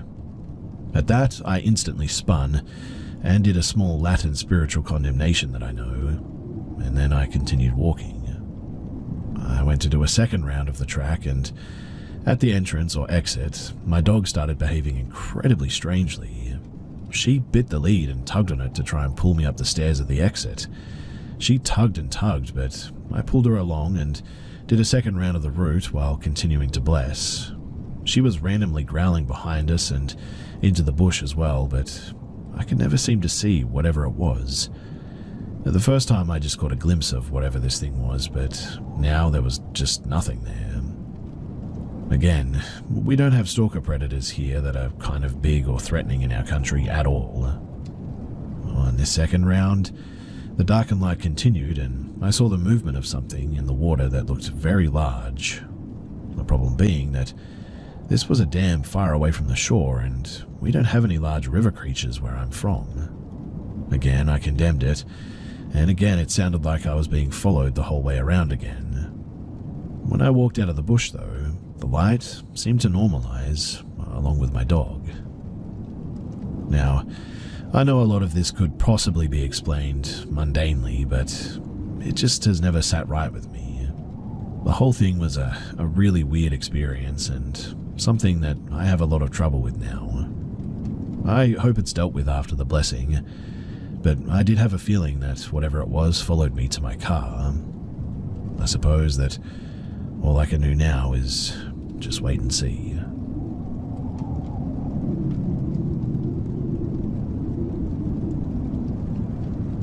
So, the first thing that ever happened to me was when I was 11 years old in 1988. It was when my mother and my aunties had a party one day, and someone called that party and they didn't answer. They were too wasted, and it went to a live answering machine. Plays messages out loud as it's being recorded. As they continued drinking, the answering machine went off, and slow breathing occurred, eventually getting everyone's attention. Then growling so loud that it honestly startled everyone. Frozen and scared while listening to the sounds, and then it ended and all of them freaked out. At 11, I wasn't there, I was at home asleep, but they all decided to go to my mum's house and play the answering machine again. It was so loud that the house felt like it was shaking. But was the house shaking? Who knows, maybe my 11-year-old self just made that up, but I ran downstairs and watched them gathered around an old answering machine, eyes wide, shaking, some of them crying. I freaked out like watching a horror movie, and that's all I really remember. Nothing really happened to anyone. Nothing else really happened to anyone, but it was certainly a freaky message. The second thing was when I was about 13 in 1991. I joined a local gang in my city and became a hooligan. I was at a party, yes, a party again, and the owner of this scum-rooming house on the poorest street of the city was in Winnipeg. A gang member rented it apparently, and the other roommate that lived there wasn't home for like 2 weeks and told this dude to stay out of his stuff. The dude, though, went into his stuff to find things like Polaroids of literal feces. I have no idea what I was staring at, to be honest. Just fleshy turds in jars, I suppose, and a bunch of cassettes with weird writing or symbols, whatever they were. We're all drunk and partying, and the dude plays the cassettes, and the familiar sounds from what I heard when I was 11 starts playing. All of these gangsters start freaking out a bit, fleeing from the place, including me. We never ever went back to that place again as well. The dude who hosted the party was beaten to an inch of his life, and that's all I really know about it. I've told these stories to my wife later in my years, and we took our kids to the Teenage Mutant Ninja Turtle movie back in the day. It was an animated CGI movie for anyone interested. Anyhow, I don't remember the year, but I know when we came home, my wife played the digital answering machine on speakerphone. And guess what? Yes, that same voice was on there. She literally grabbed the box and ripped it out of the wall at this point. We don't know why, but she just freaked out hearing what I told her about for years, and she believes me now, that's for sure. And about 7 years ago was the last time, and it was a live call to my cell phone. I hung up the second that I realized what the call was, and I haven't heard it since. Now, I was watching WF Files, and one of the videos had the exact sound, and my sister and I heard it, and she turned to me and said, "Do you remember what we heard when we were kids?" I said, "Yeah," and she said, "Well, last year it happened to me again." And at that, I decided to look it up finally and see what I could find. I can find by other people's experiences that they can actually receive a phone call from someone that they know. I read a story a mother called her son and he heard the growling or screaming. She heard him hang up and freak out apparently. I found out that this happens a lot in fact, like someone is leaving a message on the answering machine and it sounded like growling or snarling or heavy breathing, but the person is leaving a normal message on their end. I really have no clue what's going on, no idea at all, but it's really scary, and hopefully someone who has resources does a video investigating this phenomenon or whatever it is. Or maybe some other people have some ideas as to what this could be. I mean, you feel dread, unrest. It's small, but when you hear what I and others have, it definitely grows into, well, being terrified. I really have no idea what it was, and neither do people on the internet, really. It's a freaky experience, and honestly, I know people are probably going to troll me for this, but I don't really care. It's something that I remember, and something that's always weirded me out. And if you have any idea as to what it is, then please do share, because it's bothered me for all these years.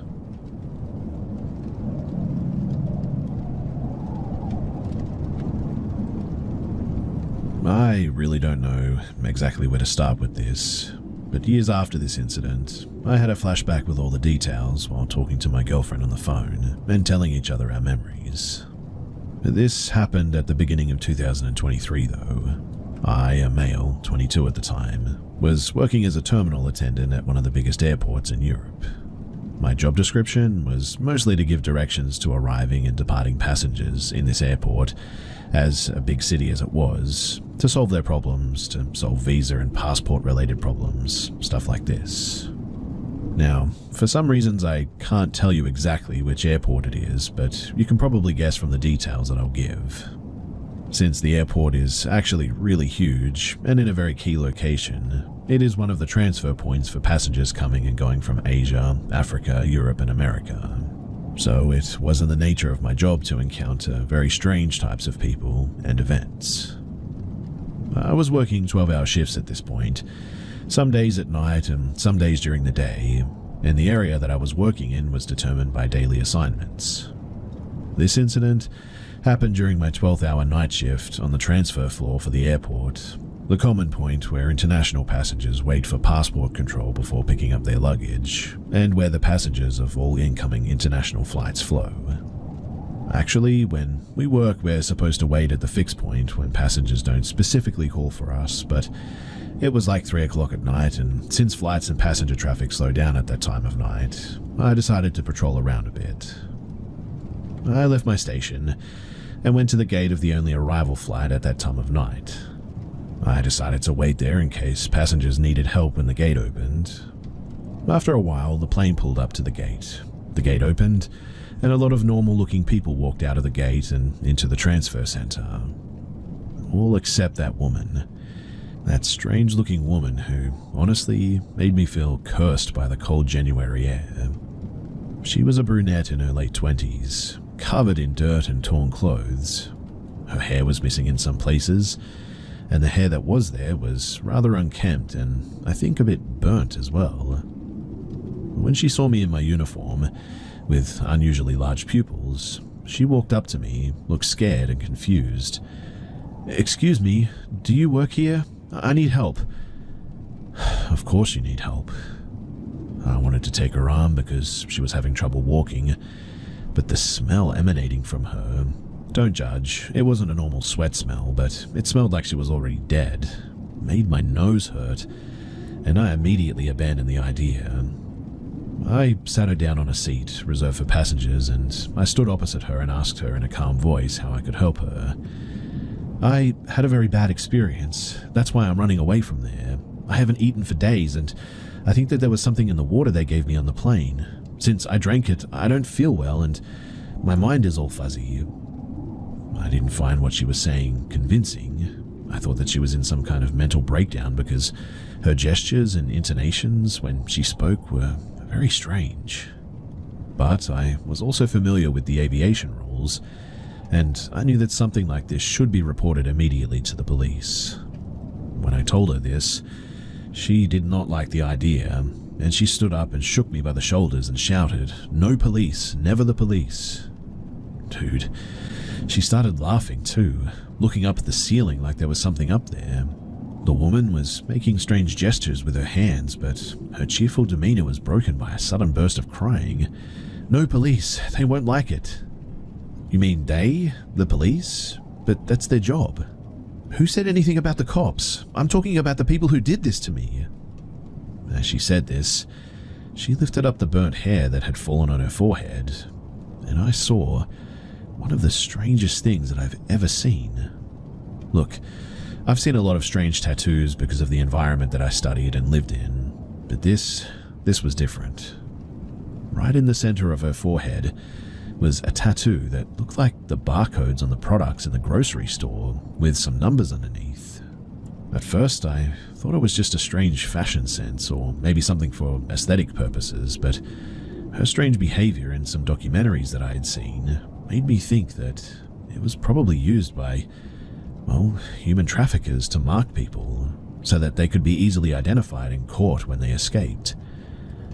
When she realized that I couldn't help her the way that she wanted, she at least wanted to use my phone, but I told her that she was not allowed to use my phone due to the airport security rules, and that she could use the payphones if she wanted to. Of course, she didn't have any money with her, and I was also not allowed to give her any money. Since she showed aggressive behavior towards me every time I insisted on talking to the police, I finally decided to do it secretly and brought her some food and water before going to the cops.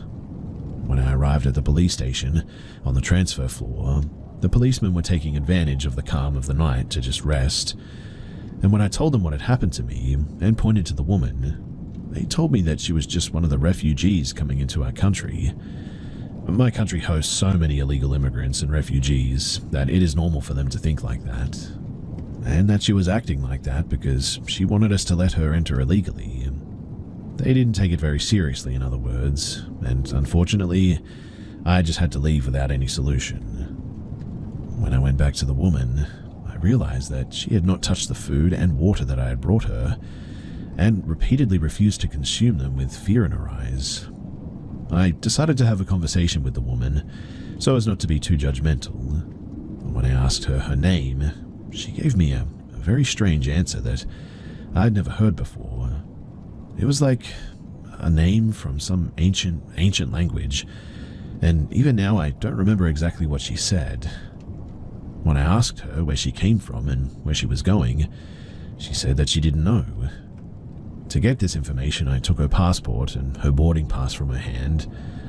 I don't remember exactly, but she was coming from an Asian country and her next destination was not written on the boarding pass, so her ticket was valid only until here, which was very strange. At this point, I decided to end our conversation, which was not very productive in the first place, and leave her alone to observe from a distance. I had to go back to my station for some paperwork anyway, and decided to take care of it in the meantime. Later that night, at around 6 a.m., my other colleague was due to arrive at the station to hand in my shift. I was going to exit through the door, where they were going to enter to the transfer center where we were, and before I left, I decided to stop by again on my way to see this strange female visitor. When I went up to her, she was holding a book in her hand. It was a book with old covers and yellowed paper, but I didn't understand what was written in it until she pointed at me and called me over. Even then, I didn't understand it. It was a book written in a language that I didn't know, and I don't want you to think that I was making it up, but it was a book with strange figures of people and other drawings. The woman pointed to one of the drawings and said, "This is how they do this." "They do what like this?" I was confused. "Can you be a bit more specific?" When I said that, she shook her head from side to side laughing. She had an expression as if I wouldn't understand even if she explained it. I then told her that a friend of mine would be arriving soon in my place, and that if she had any problems or needs, that she could contact them as she wished. I gave her directions to the restroom, where she could get food, the police station, and the ticket office. After a few seconds of looking at my face, she then thanked me in tears and took my hands in both of hers and looked me in the eyes. I didn't know exactly what had happened to her, but at that moment, my heart honestly broke, and I put my other hand over hers and I nodded. It was time to leave when my friend who was coming behind me to take my place touched me, and I introduced them to the woman and secretly informed them about the situation. My friend told me that they were going to take special care of her, said goodbye, and I finished my shift for the day. When I woke up the next day, I texted my friend and I asked them how she was doing. They told me that after I introduced them to her, they left to take care of another passenger, and that after that they never saw her for the rest of the day.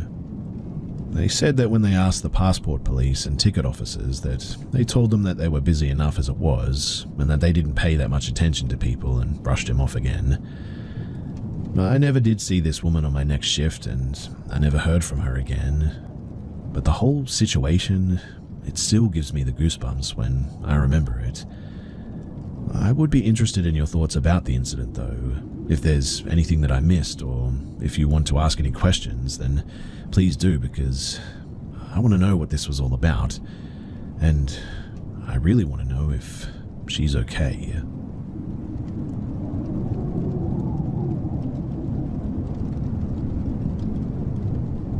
This happened to me 15 years ago when I was 13, and it still gives me the chills.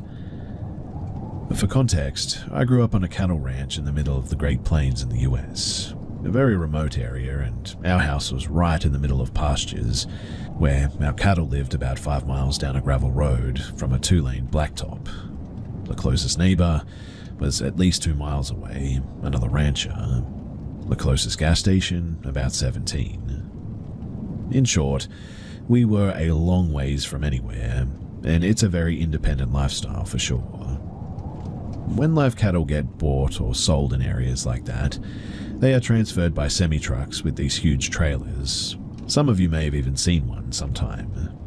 Many of the people in that business own their own trucks and operate independently, picking up loads from buyers or sellers, as jobs come mainly by word-of-mouth relationships. Background checks are pretty much non-existent. Lots of under-the-table payments, and as such, the community of drivers can be notoriously sketchy, I guess you could say. Many are very good people, just doing their job, but some are big meth abusers, making them sort of unpredictable, I guess. The meth abuse typically starts as a side effect to working very long hours and going on long hauls alone so often. This all begins with my parents leaving for the weekend to take my little sister on a trip to Dallas. My dad, he had a load of cattle coming in from Nebraska scheduled to arrive around midnight, and this was the first time that I would be home alone to take in cattle like this myself.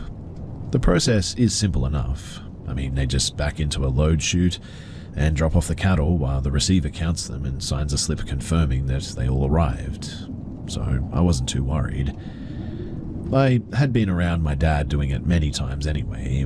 My dad did give me good instructions, though, to not tell whoever showed up as the trucker that I was there alone, which, honestly, I believed helped me out a lot later. Anyways, they leave for Dallas, and I wait around until midnight, then start watching up towards the dirt road that I know the guy was supposed to be coming in on, and I don't end up getting a glimpse of his truck lights until at least 1 a.m. When I finally see him off in the distance on that road, he stops completely and sits there for like 30 minutes. All I can see is his truck and trailer lights, and no one comes out there, so I know it's him. When he finally starts moving again, I go out to meet him at the landing chute and help him line his trailer up to back up. This guy steps out once he gets backed up and easily weighs about 300 pounds, and he is one of the dirtiest people that I had ever laid my eyes on. Quite honestly, I don't think that he had changed his clothes in days, and had spilled food and drinks and cow poop all over himself. He started to talk about being late in very random directions, kind of rambling nonsense. No clue what he was trying to say exactly, but he may have been drunk and having a hard time keeping his excuse together. He mentioned a flat tire and also running low on diesel, then something about animals on the road or whatever. He eventually asked how old I was though, and when I told him, he said, "Mighty young to be out here dealing with this. You need to be somewhere out there chasing some girls. Do you like girls or boys?" "Don't matter to me none. I like both."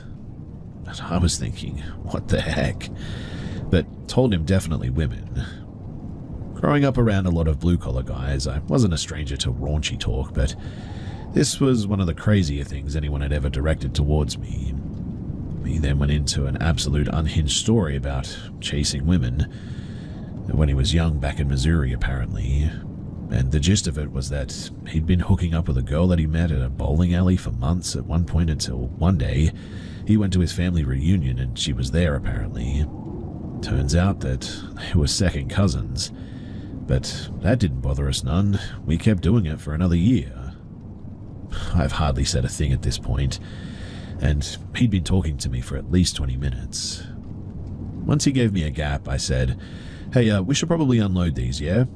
And said my mum was back at the house and would probably wonder what was taking so long. He grumbled a bit while making some crazy sexual remarks and some comments, then climbed up onto the loading area to open his back gate. These cattle trailers are huge, mind you, and have a lot of different compartments inside them. Putting a few cattle in at a time in bunches, then shutting them in the compartments makes loading them easier, and they're also safer on journeys because it prevents them running all over each other. This one, for instance, had 6,700-pound cattle on there. So, he let off that first group and I counted them, and then he got into the trailer and opened up the next compartment and let off that bunch. For the third compartment, he was in there shaking the gate around and grumbling nonsense, and then starts yelling out to me that he needs me to come in and help him. I was already very sketched out by being alone near this very perverted dude, but this threw my alarm bells off completely. I mean, you have to understand that never have I once had any trucker ask me or seen anyone else be asked to go onto a trailer with them, and this huge dude was clearly just trying to get me into that tight space.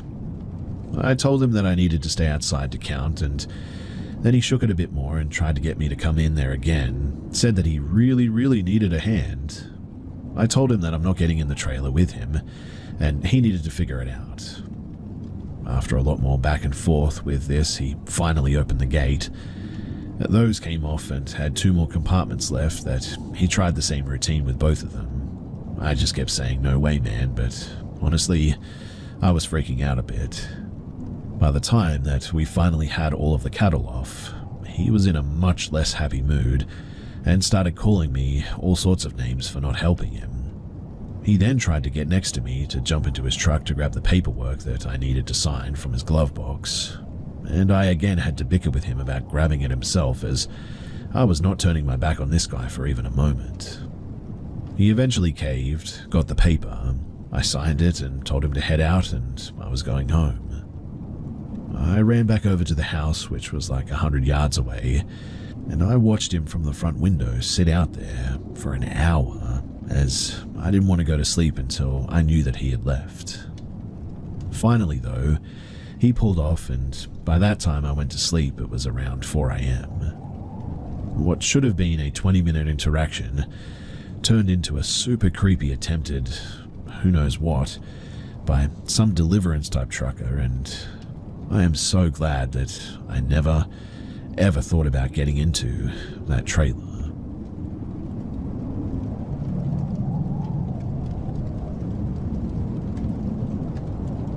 The point of me sharing this story is to illustrate just how quickly a hike can turn into a potentially life-threatening scenario that takes you off of the trail.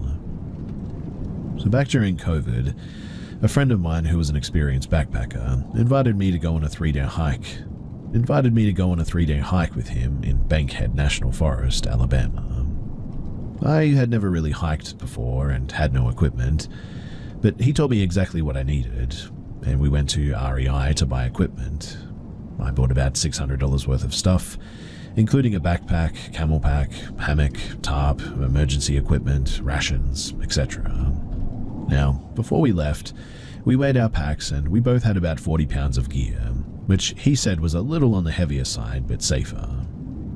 We printed out some maps of the forest that included trails and streams. We planned a 22-mile hike over 3 days, giving us time to fish because we were really into fishing at the time. The first day went by fine. It was 98 degrees and humid, typical for summer in Alabama. He told me to take a sip from my camel pack every 2 minutes, and really drilled that into me, so I followed that rule religiously. We hiked 7.5 miles and set up for the night. We saw a deer swimming down the river, which was pretty neat. But the second day, that was when things went wrong. We fished a bit in the morning and saw a 4-foot longnose gar, which was pretty cool. Then we went hiking further upstream. It was almost 100 degrees at this point, and by noon we were running pretty low on water, so we looked at the map and planned to get more at the next stream. However, the next stream was dried up. Over the course of the afternoon, we carried on from stream to stream, only to find all of them were dried up. We got desperate and checked the map for off-trail streams, and went about a half-mile off-trail to find one that seemed promising, but it was mostly mud. We were so desperate for water, though, that we attempted to pump from the muddy water with our filters, but in the end, it ended up clogging up our filters. We were in a really bad spot, half a mile off trail, 5 miles from the last water source, and it was already almost evening at this point. So, we abandoned the original hike plan and made a mad dash back to the last known water location. By the time that we got there, it was almost dark. I was feeling a bit exhausted, I'll admit, but otherwise fine. However, my friend, who was the experienced one, mind you, started vomiting and trembling uncontrollably. He couldn't drink water without immediately throwing it up, and couldn't stand or really even move without his muscles contracting, in what he described as the most painful thing that he had ever felt. I set up both of our hammocks and picked him up and placed him in his. We had no cell reception, it was dark, and we still had 6 miles to go to get back to where we needed to get to. The next day, he was a little bit better, but it took a very long time to make the hike back as he was constantly stopping to rest or to throw up. It was quite a battle to get back to where we needed to go, but eventually we found our way. This shows, though, that even if you are experienced, your situation can go from routine to, well, literally dying and unable to function in less than a day. If I wasn't with him, he probably would have died, perhaps off of the trail deliriously searching for water or something. I am now sure that many of these cases involve someone suffering from dehydration, hypoglycemia, or low electrolytes, driving them to go off trail in confusion, and unfortunately, to die.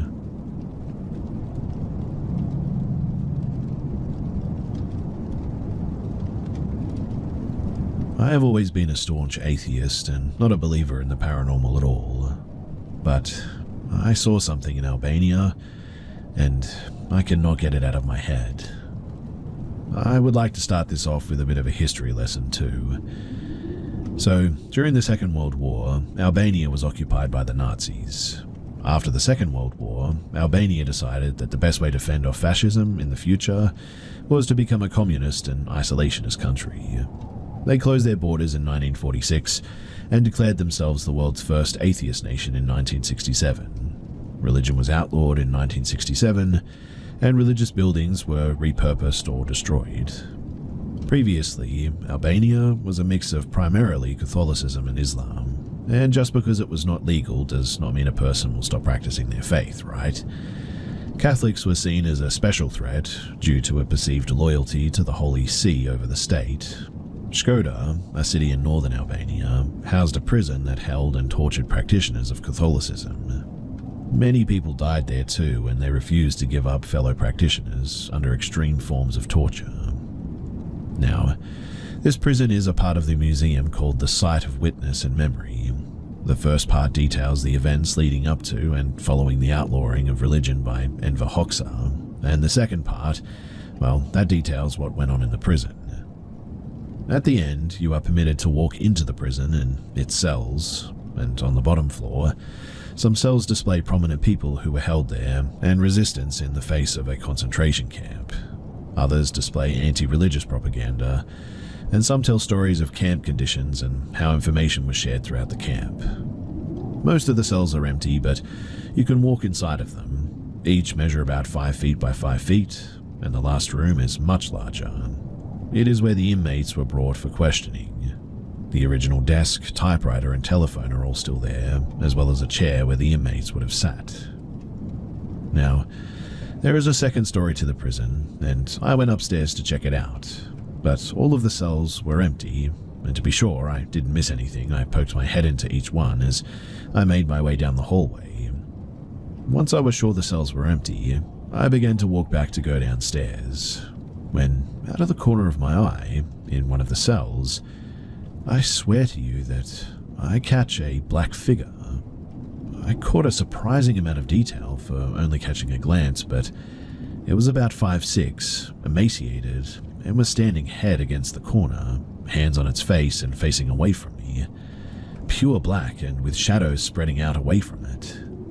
At first, I genuinely thought that it was a cardboard cutout that I had missed, so I took a couple of steps back to check, but when I did, the room was completely empty.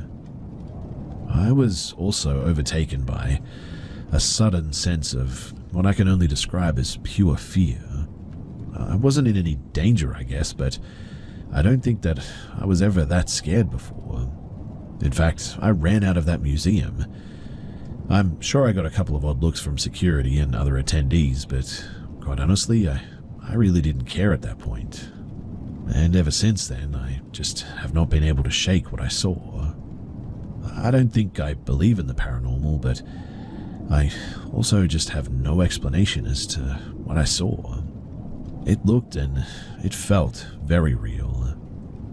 I came across this place and I just thought that you guys might have some answers, and so that's why I'm here and I'm sharing this. Is there more to this life than just the physical, or was I just going crazy at the time and seeing things?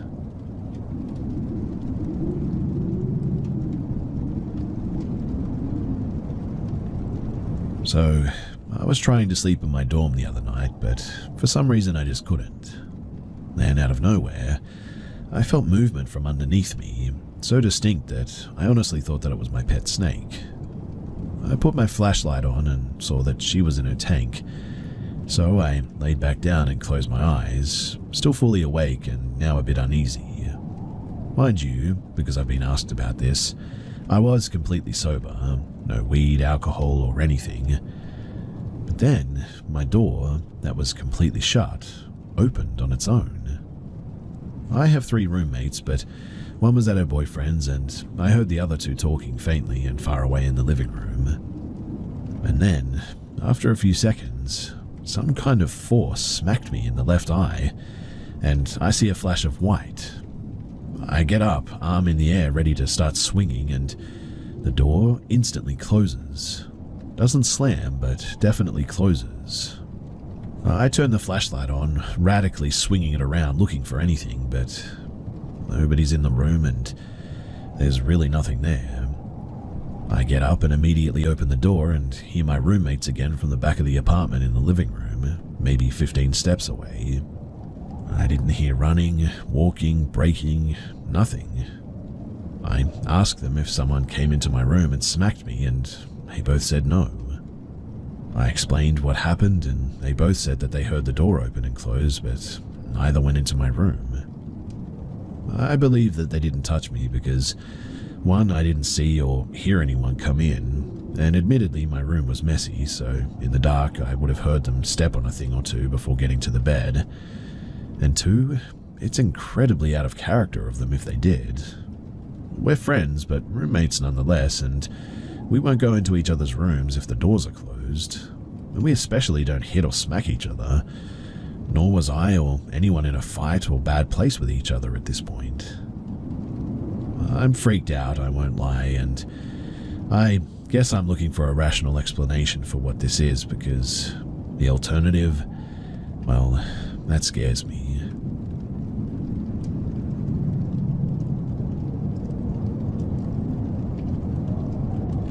I want to share something profound that happened to me when I was a teenager in 2008. So I grew up in a haunted house in a town near Seattle.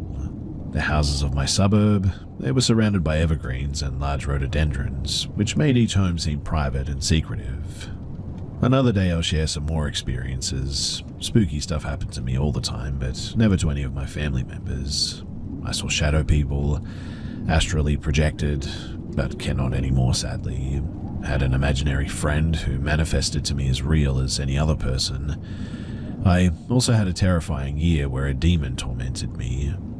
At times, my friends would see the phenomenon as well. But when I was a kindergartner, 5 to 6 in the States, I met my best friend Lenore.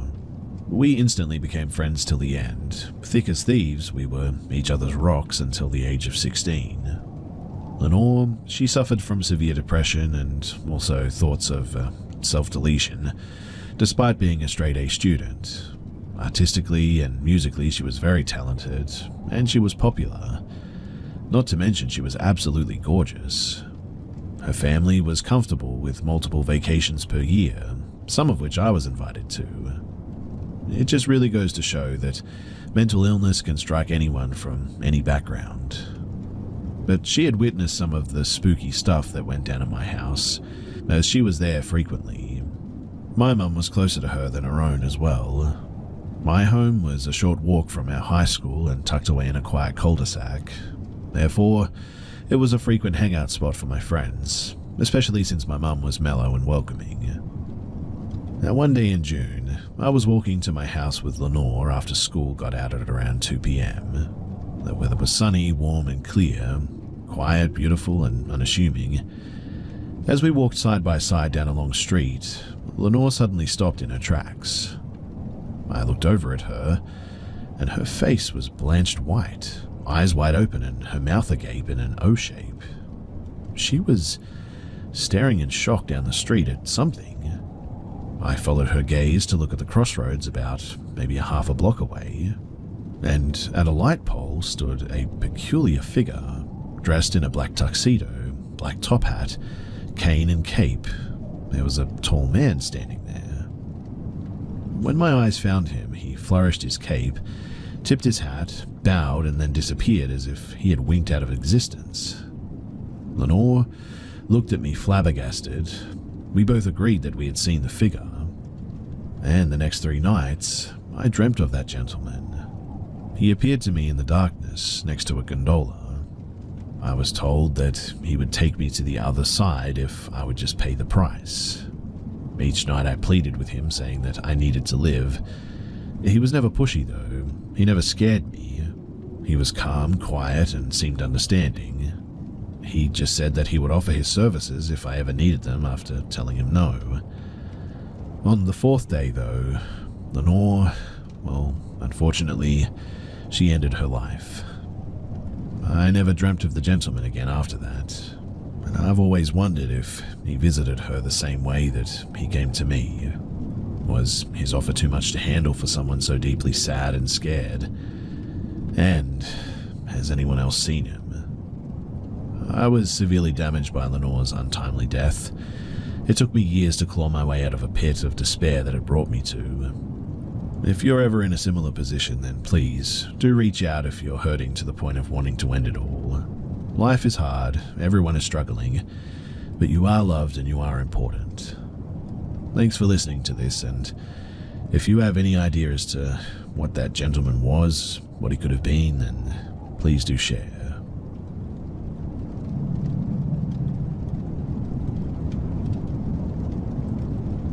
One night in 2013, I went over to my cousin's house when I was probably about 13 to 14. This was in California. We were the same age, and she had just moved in with her step-siblings and stepdad with her mum. They were in a transition moving period, and her room was basically in the living room at this point.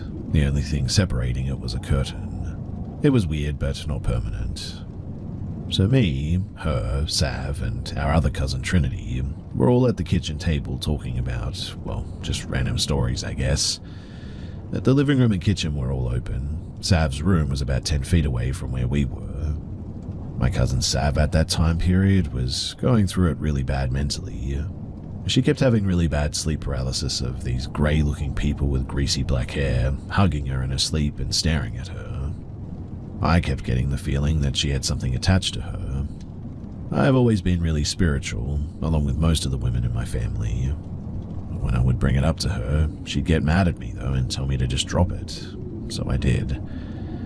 But back to this night. It was probably about 7 p.m. and we had just ate some pizza.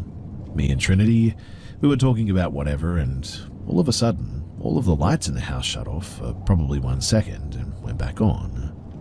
We all sort of screamed in unison. No clue why, but I felt extremely compelled to look over to where my cousin's room or curtain was. And that was when I saw this, I would say 5'10" figure. Keep in mind, it's dark out but not pitch black, and we all had the lights on where we were. In other words, we could see clear as day. I just remember the dead silence, and I see this man, and he seemed to have been old, 1800s, 1900s, brownish attire, I would guess. He had a top hat on, but his skin was just completely grey. It looked like someone made a clay figure with real clay. It had human features, but I couldn't make out what I was looking at, really. What I do remember, though, is that I had a pit in my stomach. Like, this thing wanted me to know that it did not want me there. I was sort of in awe though, staring at it for probably 5 to 10 seconds in silence. All it did was stand there, but all I could feel was disgust, anger, fear, basically any negative human emotion. It just washed over me all of a sudden. After I snapped back to look at my cousin, they were both pale and in shock too. I asked them if they saw what I just did, and apparently they had. To this day, they still remember it too, so I know that I'm not crazy or was just seeing things. We all described the same thing, and at that, I wanted to get the heck out of there. I near started crying because I felt so uncomfortable and weirded out, and called my mum to come and pick me up, but she would be about an hour or two to get me, as she was with friends, and we ended up watching movies, and eventually I fell asleep. I just remember right before, though, how scared I was that I would see it again. I never did, mind you, but years later I met my boyfriend, whose parents described seeing a clay-textured skin humanoid, all grey skin, and it was that same icky feeling. So, has anyone else ever experienced seeing something like this? This was my first vivid paranormal experience, and it seriously shook me. And when I think about it, I still cannot believe that we all saw the same thing. Hand on my heart, this happened. And so, what the heck was it? I mean, I saw it. My cousin had sleep paralysis dreams with the same grey-skinned people. Faces molded like clay, but not quite perfect. My boyfriend's family apparently saw it too, and the whole thing is just so strange.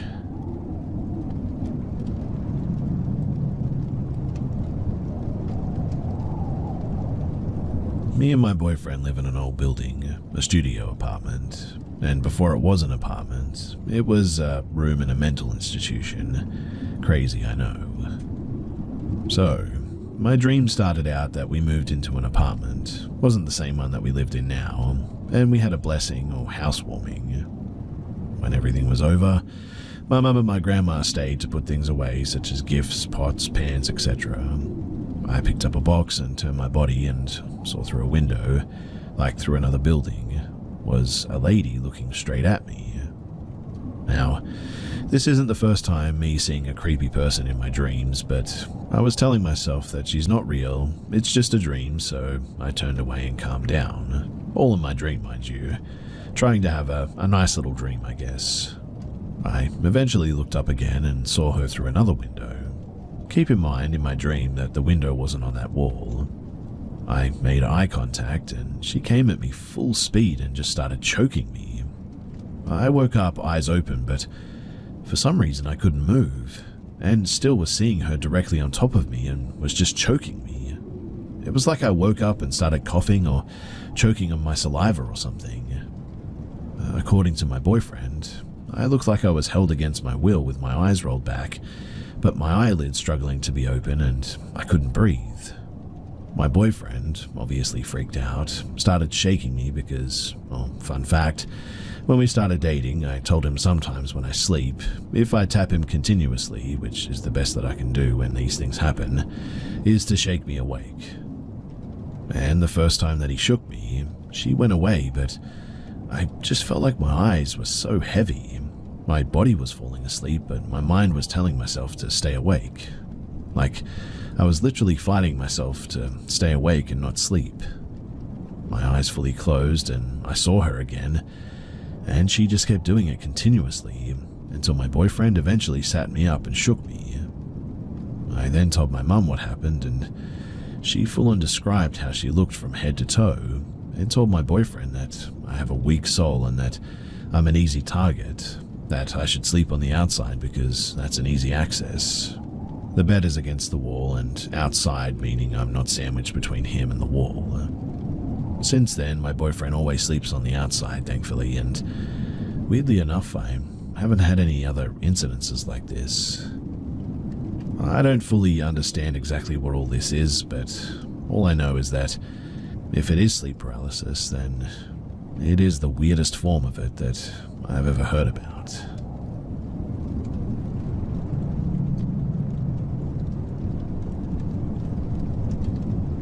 This happened to my late aunt, circa 8-9 years ago. My aunt, Rose, then in her late 50s, lived alone since the death of my grandma in 2004. She has lived in her room for pretty much all of her life. She never married and never had kids. The house she lived in was newly renovated in 2012 because the old 1960s house was falling apart. The turning point, though, was when the ceilings dropped into my aunt's bedroom while my aunt was away. Thankfully, it didn't happen when she was sleeping. The house used to house 2 big families with maids, and at its glory time, it was housing about 16 people. My great-grandma, grandpa, grandma, cousin of grandpa, my aunt, uncle, dad, and little aunt, among others, all lived there. One by one, the family moved out or passed away in the house, but well, the house was almost fully renovated, but still preserving the room and layout of the old house, so you could still recognize that it was the same house. Now, there have been countless paranormal-related events happening to my aunt at this place, but she's really not the type of person who freaked out easily, so she didn't talk about it too much. Among others, there was slightly moved furniture and makeup kits, listening to people breathing on her ears or some giggling. Also, seeing big non-human heads outside of her window. Everything was considered normal in my country, well, all except for that last one. Now, one normal day, my aunt just entered her room after work, and she got pushed hard towards the wall. Her left shoulder hit some furniture, a sturdy 100-year-old teak cabinet made by my great-grandpa, and she fell down. She was taken aback by this, got mad and yelled at the unknown, "Hey, I know you live here, but I lived here first before you. Let's just be civil and don't disturb each other." The weird thing is that my aunt seemed to know that there was another being living in her room, a lady with long hair apparently, usually only sitting under the ceiling behind the door in her room. You can believe it or not, but according to some people they can see this. I'm taking it with a grain of salt personally, but the aftermath of the incident was very clear. My aunt, she definitely was hurt. She was unable to raise her left arm past her shoulder anymore after the incident, and the reason why she told us was only because she was complaining about her arm, not about the paranormal experience itself. The ghost, whoever that was though, apparently they had won, because my aunt passed away on the porch in 2017 of a heart attack soon after this event. The house, it now sits empty, and to be honest, I really don't want it.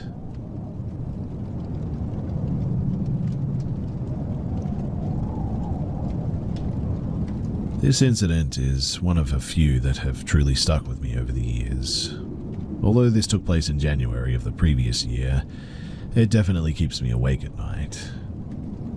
It seems surreal to me that so many weird things happen to people on a daily basis, and I'd never imagined them happening to me either. But I was staying abroad due to college, and there wasn't a single thing that had irked me or creeped me out since being here.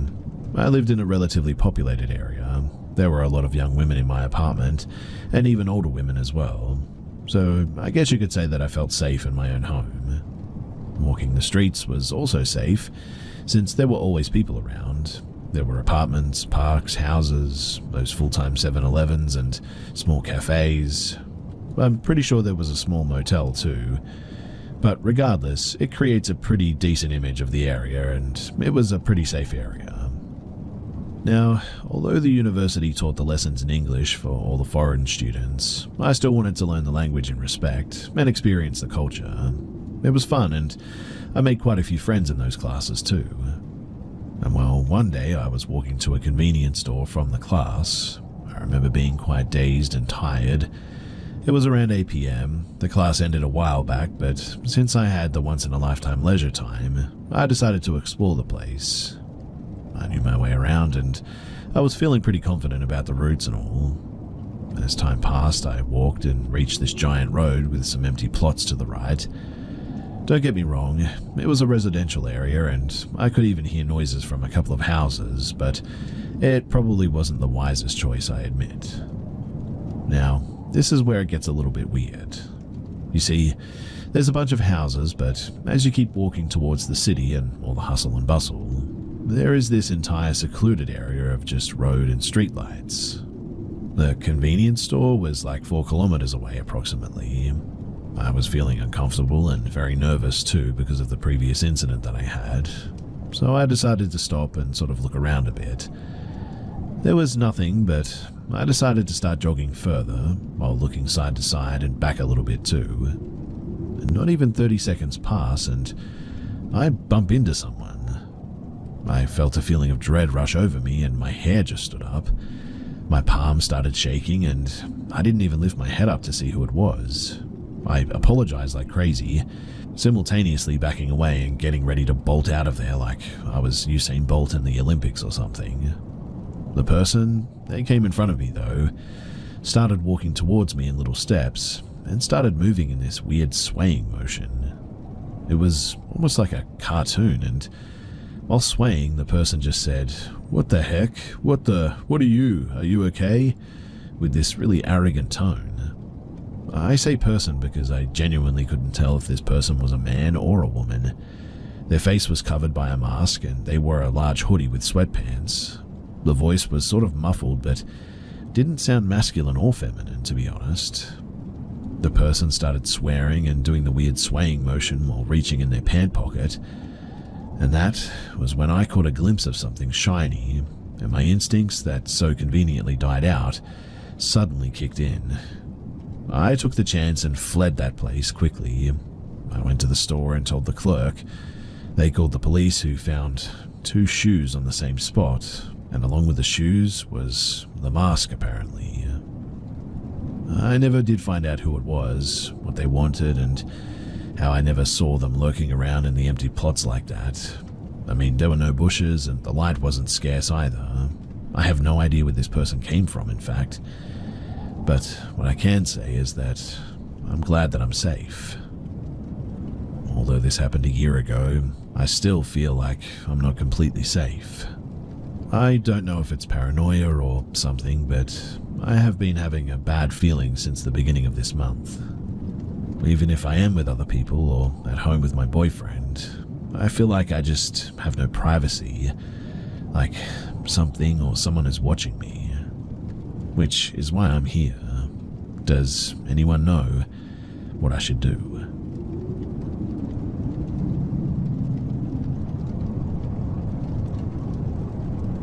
So I ordered a board game on Amazon last week, and it got delivered today. I was just sitting on the couch when I get a phone call. The guy doesn't speak my language, but I understand that it's the delivery guy. I reply yes in the language that he was speaking to, "Are you home?" I start to run downstairs because my intercom isn't working while the guy screams on the phone with me to open the door. He then started kicking the building's front door, which made me stop a little bit as I am a girl and both my boyfriend and roommate were upstairs, but I would be going downstairs by myself. When I got there, he had dropped the package on my front step and was now standing far off. He looked sort of distraught though, and his eyes were really red. He asked if the package was for me, and I nodded. I grabbed the package, and I just closed the door ASAP. I'm terrified now, though, that he might come back since, well, he knows where I live. I don't know why he was acting that way. I was as fast as I could be. I mean, there really was no reason to react like that. I don't know. Something about that guy just doesn't feel right.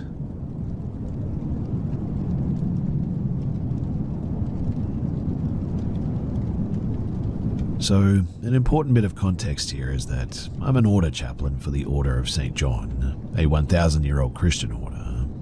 It is a part of my professional role to investigate and bless areas, people, or buildings that have reported spiritual activity. Usually, it's not spiritual activity. It's someone letting their beliefs cloud their logical analysis. There's almost always a logical reason, but anyway, I digress. So, these are 2 of the best or least explainable stories that I have that I'd like to share with you guys. The first one is really simple. My wife and I were asleep, and there was a really loud howl next to her on her side of the bed that woke us both up. I thought that it was the dog at first, but the dog was sitting there looking between her and I, and it was confused too. We both heard a long wolf-like howl right next to her, and it was just very strange. The other is probably the best ghost story that I have from the job, and I was blessing a house and there was a stairway that switched directions in the middle.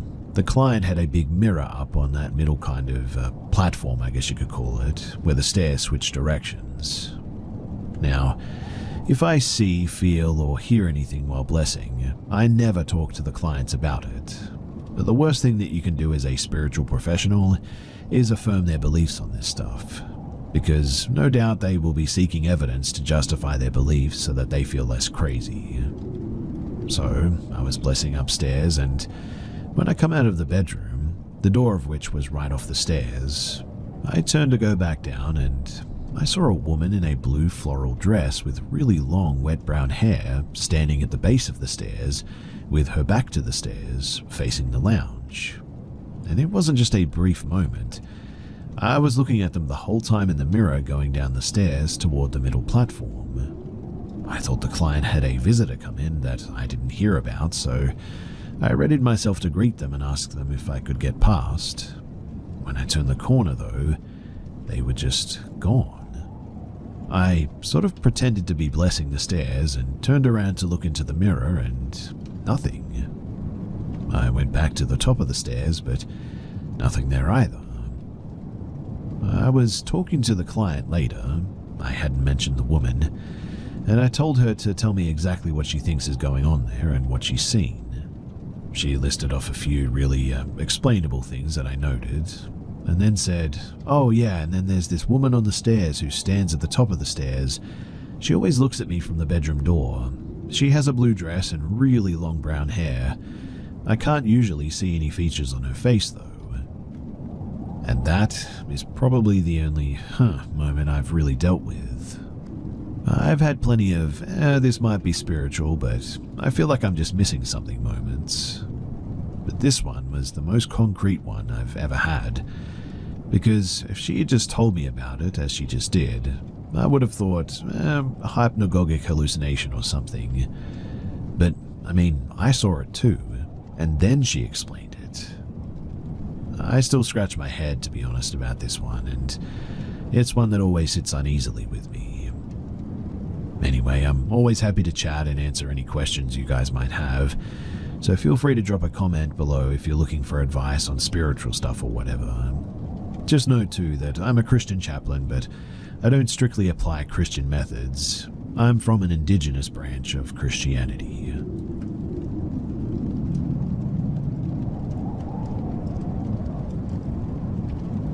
So my family and I lived in this rented house for over 4 years, and this is the first time that anything like this has happened. This happened about 2 days ago now. So me being a bit of a night owl, went to bed last, and I shared my bedroom with my mum and my sister. It was close to 1 a.m. and I was preparing to go to sleep. I jerked when someone or something, though, tried to open my bedroom door. I didn't move, but looked at the door for a really long time, expecting someone to open the door, but there was no one. I'm sleeping next to the door, by the way, so I could definitely tell that somebody had tried. And while I'm almost certain that someone didn't enter my bedroom, whatever it was, I could sense that it was lingering inside of my house. I'm sleeping on the mattress against the floor, and I swear that I can hear thumping of footsteps and feel vibrations every step that somebody took out there. I felt like someone was looking for something or someone. The thumping went on for maybe around 10 to 20 minutes. I wasn't scared, but I had no idea what the heck that was and what it wanted. Anyway, yesterday I came home late after hanging out with some friends. My family is preparing to sleep at that point, so they are in their room again. It's around 12 in the morning, and while I'm brushing my teeth, I suddenly look at the darkness in the house. I didn't turn on all the lights, and then I heard footsteps again. and this time I was actually a bit scared. I quickly called for my sister, hoping that she came out of the room, and she did. The entire time being there, though, I have this fear. It's not the thumping sound that I heard, though, but the footsteps, even while I make my own when I walk past that particular flooring at the section of the house. I can just tell that there's another set of footsteps. It's not from me, though, and I was standing there brushing my teeth. My mother is asleep, and my sister came out after I called her, and I heard all of this before this. Anyway, we went back to the room, and I ended up locking the door that night.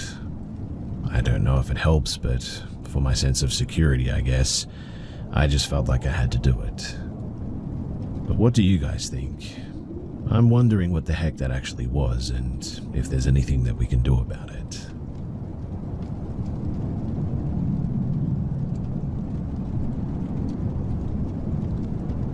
Before I tell my story, you guys are going to need some context. Now, when I was young, my family were heavily Christian, making me spend my Sundays at service and Wednesdays at youth group.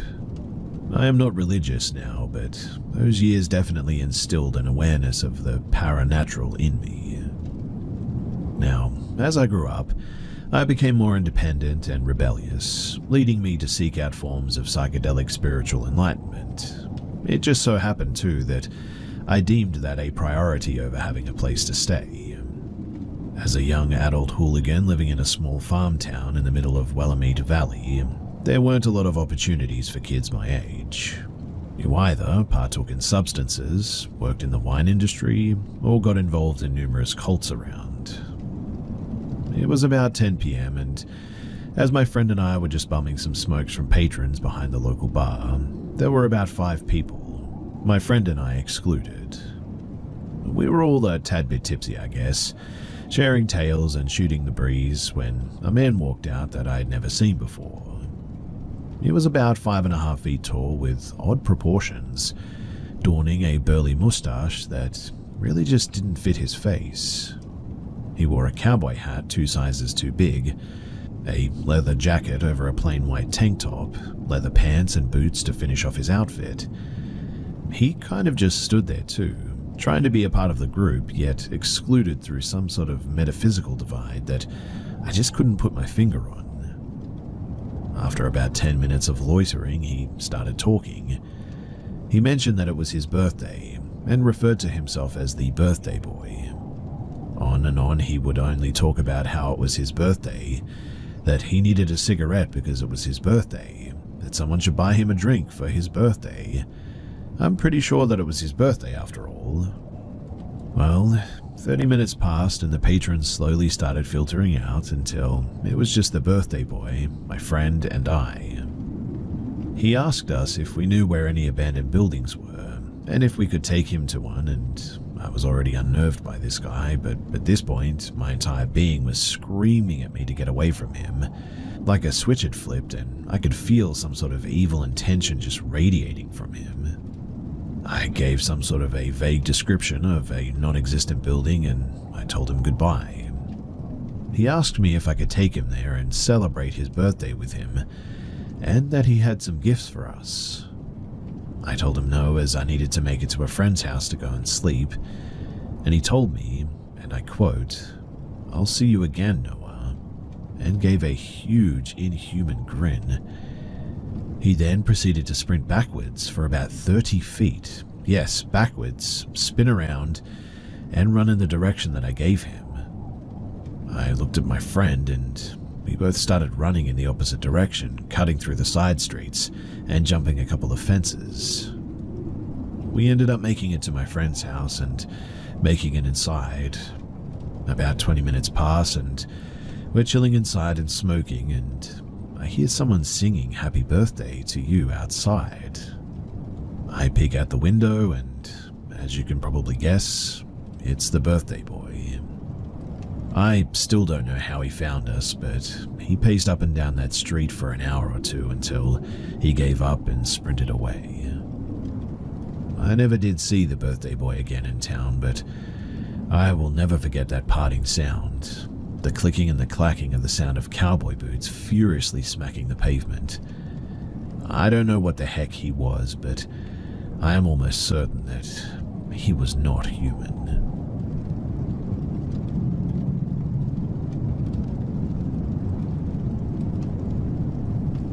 This happened when my close family visited the house of my grandmother's sister. The house was famous for its eerie stories, like how, at midnight, music would always start playing out of nowhere, continuing until somebody physically went upstairs to turn it off. I didn't want to go, but staying home alone wasn't an option either. So, with a knot in my stomach, I decided to head on over. The first 2 nights were pretty uneventful, to be honest, but the house itself was suffocatingly creepy. No matter where I went, it always felt like somebody's eyes were fixed on me.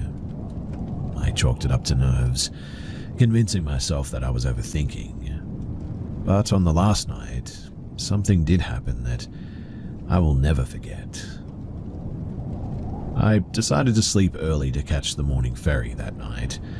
I was sharing a room with 2 of my uncles and an aunt, while my parents and my grandmother slept in a separate room. It was already pretty cramped, and with their loud snoring, sleep seemed impossible. By 11 p.m., I was still wide awake. My mum's cousin, who had gone to a party earlier that evening, was supposed to return around midnight. I texted her asking her to bring some food, but she didn't reply. Still though, I stayed up hoping that she would show up soon enough with some food. I must have drifted off because I suddenly woke up to the sound of footsteps in the hallway. They were slow, deliberate, and grew louder as they approached the room. The door creaked open. My heart pounded in the silence as a figure stood in the doorway, unmoving. In the faint moonlight spilling through the window, I could just make out a dark silhouette. I froze, clutching my blanket, until the figure finally stepped inside and walked toward me. It was my mum's cousin, or at least I thought it was. She was wearing a dark nightgown, her long hair cascading over her shoulders. Without a word, she slipped into the small space beside me, and I whispered, "Why are you sleeping here? It's already so cramped." She didn't respond. The weight of her body pressed into the bed, and I could feel the cool strands of her hair brushing against my arm. Something about her silence, though, just made my skin crawl. But I convinced myself that she was just tired, or maybe drunk from the party or whatever. I scooted over carefully, not wanting to accidentally bump her face since she'd just gotten a nose job. The room felt impossibly still as I lay there, eyes wide open, listening to the rhythmic breathing of my relatives around me. And somehow, I eventually fell asleep. Now, the next morning I woke up to my mum shaking me. "Breakfast is ready, get up, we need to pack." At the dining table I saw my mum's cousin and couldn't resist teasing her. "Hey, next time if you're going to cram into our room, at least bring some food, yeah? Do you know how hungry I was last night?" She frowned, looked genuinely confused. "What are you talking about? I blacked out at the party and didn't even get home until this morning." I stared at her, trying to process her words. "Stop messing with me. You were literally in our room. You slept beside me." Her face paled. "I wasn't here, I promise you," she said, her voice low. A cold dread spread through me suddenly. I turned to the rest of the family, desperate for answers. Everyone swore that they'd stayed in their own rooms all night, though. My uncles and aunt had still been fast asleep when I woke up, too. Feeling nauseous now, I went back to the bedroom to pack my things. The bed looked exactly as we'd left it, except for one thing. On the pillow where she had slept was a strand of long black hair. Nobody else in that house had long hair or black hair, and to this day, I still have no idea who or what slept beside me that night.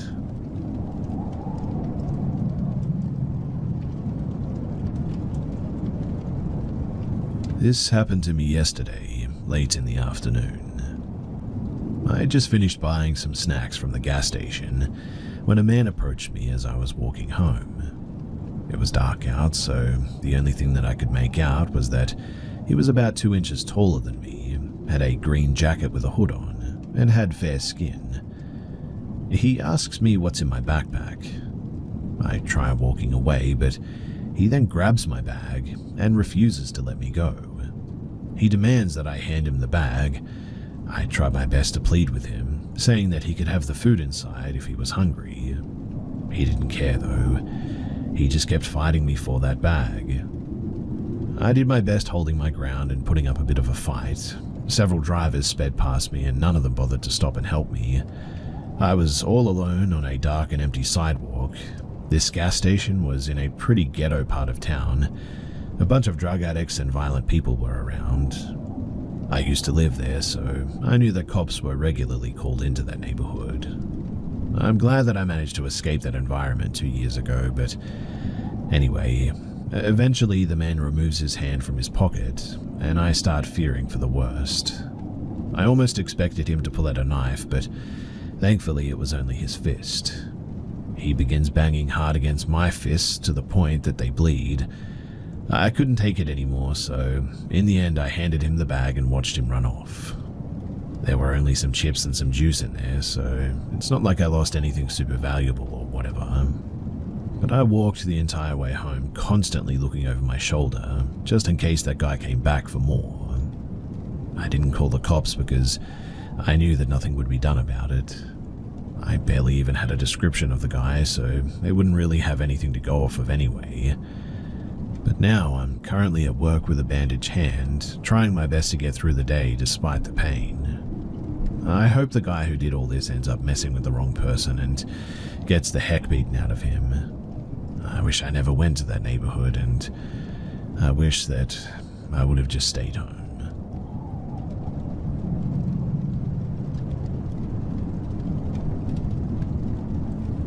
So I was 19 and had been with my current fiancé, and at the time boyfriend, for about a year. We both work at the same chemical manufacturing company. I was the night shift lead on my team, and we had hired this guy. His name was Gabe. Gabe was somewhere around his late 50s, maybe early 60s. I had to interact with him as the shift lead and trainer pretty much no matter what. And at night there was pretty much no one else besides my fiancé's team on the other side of the building, and my team present after 2 p.m. Which means that I was entirely in charge of my team and everything that had to get done. Anyway, Gabe started talking to me about his type and preferences in women. I didn't really see how this was relevant to me and made it clear that I didn't really care what his preferences were and accept that everyone had their own. I didn't want to make a big deal out of a seemingly small topic at the time, but he proceeded to share his ideologies with me as well. I remained aloof about the whole subject, but it was something along the lines of, it's fine if women work temporarily, but eventually the goal is to settle down and have children. After all, it works better to have someone working to pay the bills and somebody else to manage with all the household work. I am quite aware that this is a life that people are comfortable with, and I respect it, as I also respect other religions, even if I don't follow them. I don't personally agree that the household requires someone to stay home to manage it all the time, nor do I think if someone does that it has to be a woman. But as far as these conversations went, I didn't see any connection between them and me, and mostly just let him prattle what he wanted to get it off his chest, as it really wasn't any of my business. I am not a traditional woman, and I figured if anything I was the opposite of his description anyways.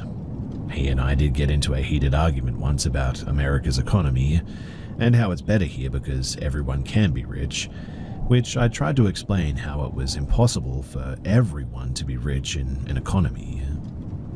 Well, the story moves on, and my fiancé was let go for health reasons and had to go on an unemployment benefit. We only shared one vehicle, and I only had my driver's permit at the time, so I wasn't comfortable driving alone back home at like 1 a.m. I gave my boss 3 weeks' notice, just to ensure that I could train everyone up to speed, so they weren't screwed over in my absence. A notion my boss very much appreciated, by the way. I told the team, and that's when Gabe started behaving in a really disagreeable manner. In week 1, I had a hickey on my neck. My boss knew and never made any complaint or fight against it. This wasn't overly common or anything, it just sometimes happened. But considering that we didn't deal with customers, he certainly didn't care. But Gabe did, evidently. While I was working, he tapped my shoulder and I assumed he had some kind of a question for me, so I paused to listen, only for him to be addressing my hickey. "Don't you think that's a little bit unprofessional?" To which I replied that we didn't need to put on a show for anyone and it doesn't hinder my ability to work in any fashion. Well, what if it bothers people, or our boss, that you're parading your personal life like that? I said that if my boss told me that it was unacceptable, I would take the extra effort to ensure that it didn't happen again. But considering how nobody had said anything to me before, I assumed that they just didn't care, so neither will I. "So you don't care if you hurt someone's feelings?" "No, I don't really, because their feelings about my life are not my concern. Anything they think about is only their own assumptions of what happens anyway, making it their own imagination." Now, yes, I also thought that last response was a weird one. There's no reason my hickey would hurt someone's feelings at work. Questioning my professionalism is a separate issue entirely, but it didn't matter as Gabe walked away. Then, while we were all at lunch, Gabe was sitting across from me at the table, and I was talking with the person next in line to be in the lead when I noticed Gabe was holding his phone up at a weird angle. I didn't want to make any accusations when I couldn't be 100% certain, but my instincts told me that he took a picture of me at work. On my last week, I had been officially fed up with Gabe, and I had trained the girl after me to do everything that I knew as lead, and told her that she will be calling all of the shots my last week, and I will simply be here for support if she needs it. I also informed her privately that I will especially not be conducting any verbal interaction with Gabe, as I no longer needed to and would appreciate if she took charge, on which she agreed. Unfortunately, Gabe took a stand on this, ultimately forcing conversation with me in this last week. I just don't think I can take orders from a woman. She can't be my boss. I told him that I had been his boss previously and that the boss above my boss was also a woman. He simply refused to accept it. I then told him that it didn't matter how he felt because I was leaving and she would be in charge, so he could accept that or quit. It didn't matter to me. I told him then that I would no longer answer his questions and he would have to go to her from now on. Fate had it out for me though, because on my last day, she had an emergency and needed to leave early, and with us already down another person, it was just me and Gabe that night, much to my displeasure. Again, left with having to direct him around, which he clearly had no issue when it was me. As we were leaving, he stops me on my way out and asks a question that glued all of the pieces together. "I know your boyfriend is unemployed now, so how would you feel if somebody asked you if you left your boyfriend for someone who could provide for you with a house, a car, and everything you needed?" This made me lose it momentarily for two reasons. I love my fiancée very much, and now currently we're going on 6 years together. And secondly, I've always worked hard for everything that I have with my own two hands, and take major offense to being treated like some desperate damsel in distress who would be with someone over the concept of money. I'm not shallow, nor am I materialistic like that. So I answered pretty honestly, and I told him that I'd be extremely offended because that's not the kind of person I am, and to assume so would indicate such a lack of knowledge about me and insult my character. And then I left, ready to never see him again or talk to him again. It was clear in the end that, from the beginning, he was approaching me with romantic intentions, and gross as it all was, the age gap disgusted me as well. I mean, I was 40 years younger than this man. I still had contact with the girl who took my place, and she told me after that I had left that he was telling people that me and him were in love and I was going to leave my now fiancé for him, and he was showing people the picture that he took of me. Which, yeah, that confirmed everything. 3 months later, though, he texted me with a "hey" because, as his boss, I gave my number to employees to let me know if they couldn't come in. I told him to never contact me again and that I only spoke to him because I was the lead and needed to be in contact with others, and there was no reason to speak to each other anymore. Then I changed my number to ensure that he could never contact me again, because this whole thing was going from an infatuation very quickly to stalker vibes.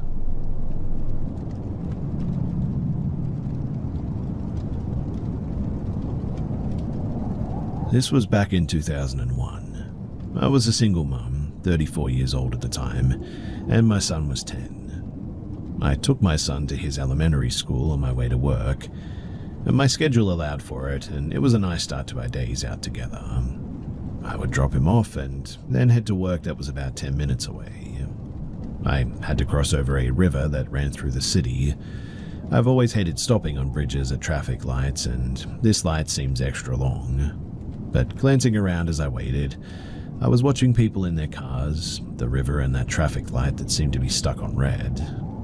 Looking in my rearview mirror, I noticed a little white-haired old lady driving a little car. She was watching me in my rearview mirror as well, and I was curious, so I kept looking at her, and she threw her head back and laughed or cackled a bit. Then she looked hard at me in the mirror, made a slashing across her neck sign, and then made a cradle of her arms, rocking it back and forth, and then she pointed at me. The longer I watched her, the more disturbed I was too. She just kept doing this over and over again and laughing. If you're a parent, then you know this is not something that you prank other cars about. It felt evil, but no paranormal stuff here, so that's just my take on it. And well, it had me pretty rattled, and once that light turned green, I flew up the street to go to work. And of course, I got more anxious the longer that I was driving. By the time that I got to work, I was in a full panic and went to my office and called the school. My son was in a special class alongside of his regular assigned class, and if he got too restless, he could go to his special class as an accommodation. So I was able to speak directly to his teacher immediately, and I told her what happened, and she said, "Boy, that sounds crazy," but assured me that my son was okay. I've often thought back to that event, and I don't know if it was a harbinger of doom or just an encounter with a really disturbed, crazy person. But, unfortunately, my son died suddenly, just weeks before his 19th birthday. And the last thing that I said to him was that, "I love you."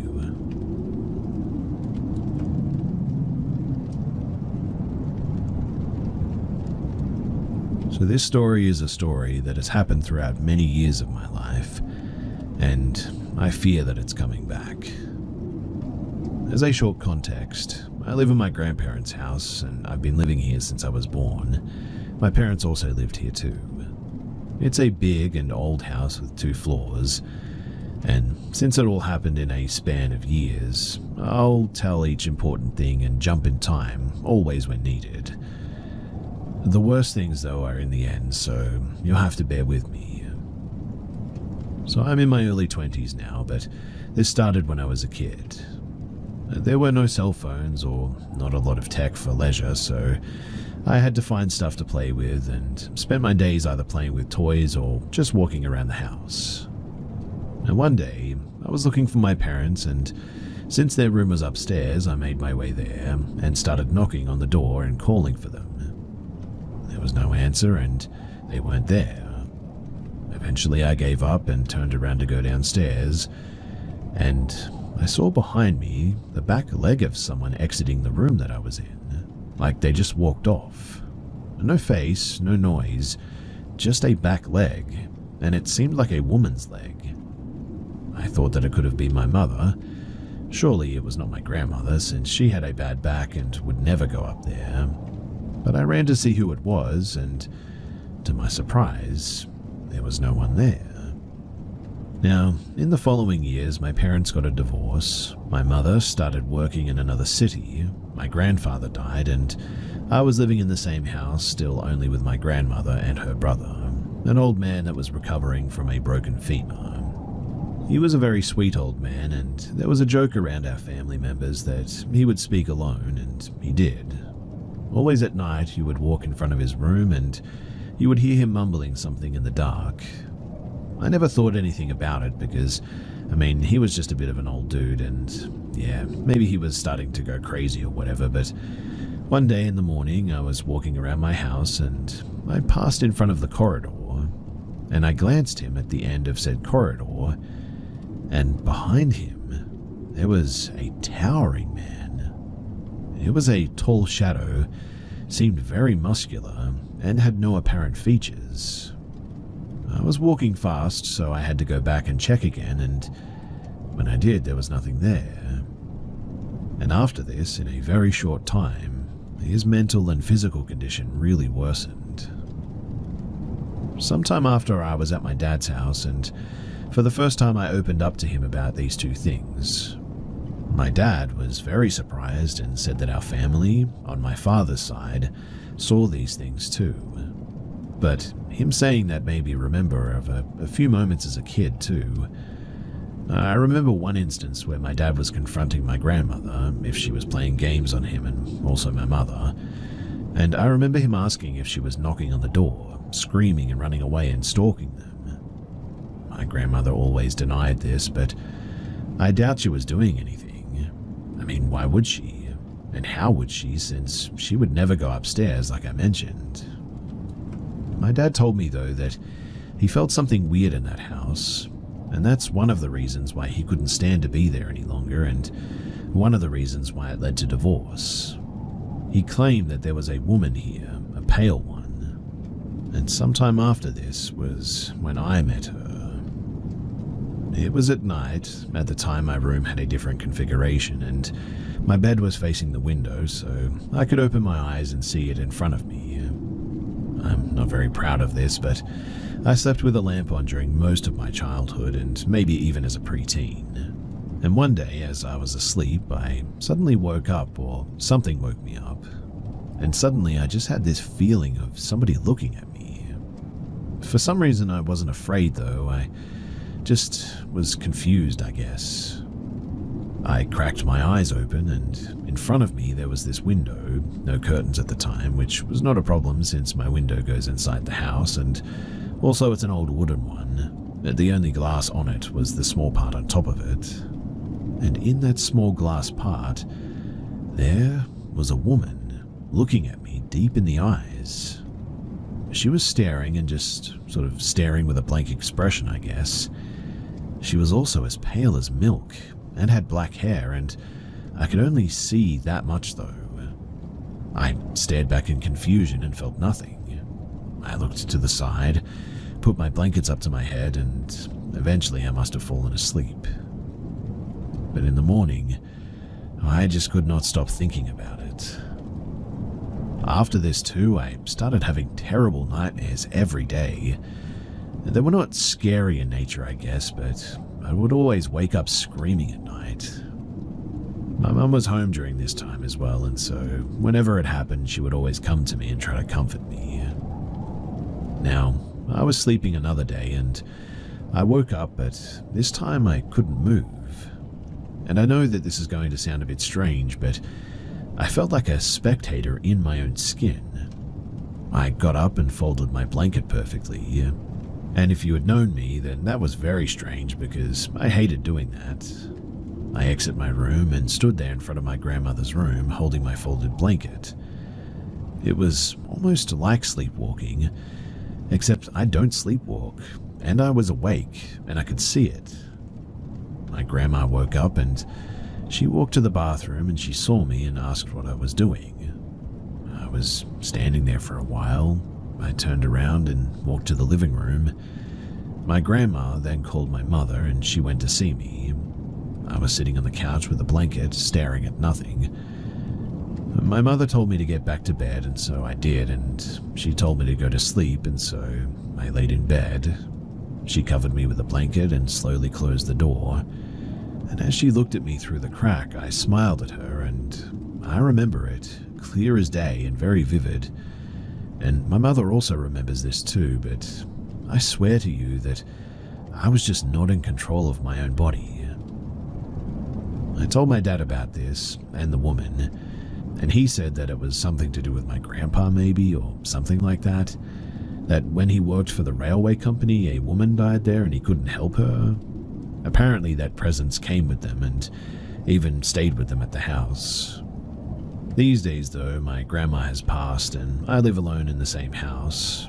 And weirdly, nothing has ever happened since then. Except for the fact that I've started having those nightmares again recently, and I woke up some days ago with footsteps in my garage and there was nobody there. I'll admit that I'm a bit afraid and it all feels like something is coming back to me, which is why I'm here. I'm wondering if anybody else has been through anything similar to this and what you did about it.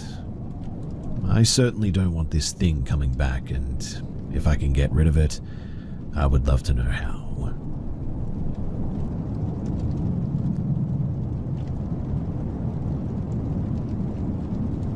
So, I've come here as a non-believer to ask believers what they think about an experience that I had. I don't particularly believe in ghosts or spirits or the afterlife or anything, but I really cannot explain what I saw or what happened. I don't do drugs, drink, I'm on no medications, and I don't have any mental illness or anything like that. So a few years ago, I was in the bath relaxing, watching a video on YouTube. Very relaxed actually, home alone, or so I thought. Now my bathroom door folds in on itself to open, so there's a slit in the middle that you can see through, allowing the door to fold and then a slit underneath. It's quite a big slit too. It'd go up past your ankle by about 2 inches, I'd say. Anyway, I was in the bath with my phone resting on the ledge of my bath where the taps are, which is right next to the door, so the door is in full view. And on my unborn son's life, just as clear as me and you would see each other, if we stood in front of each other that is, I saw a pair of bare feet and the hem of a black swishy dress walk casually past the door. I could only catch this figure from the slit under the door, and before I registered what I'd actually seen, it had walked past, so I didn't get a chance to look up the middle to see the rest of the figure. I remember though it looking a lot like the feet of a woman.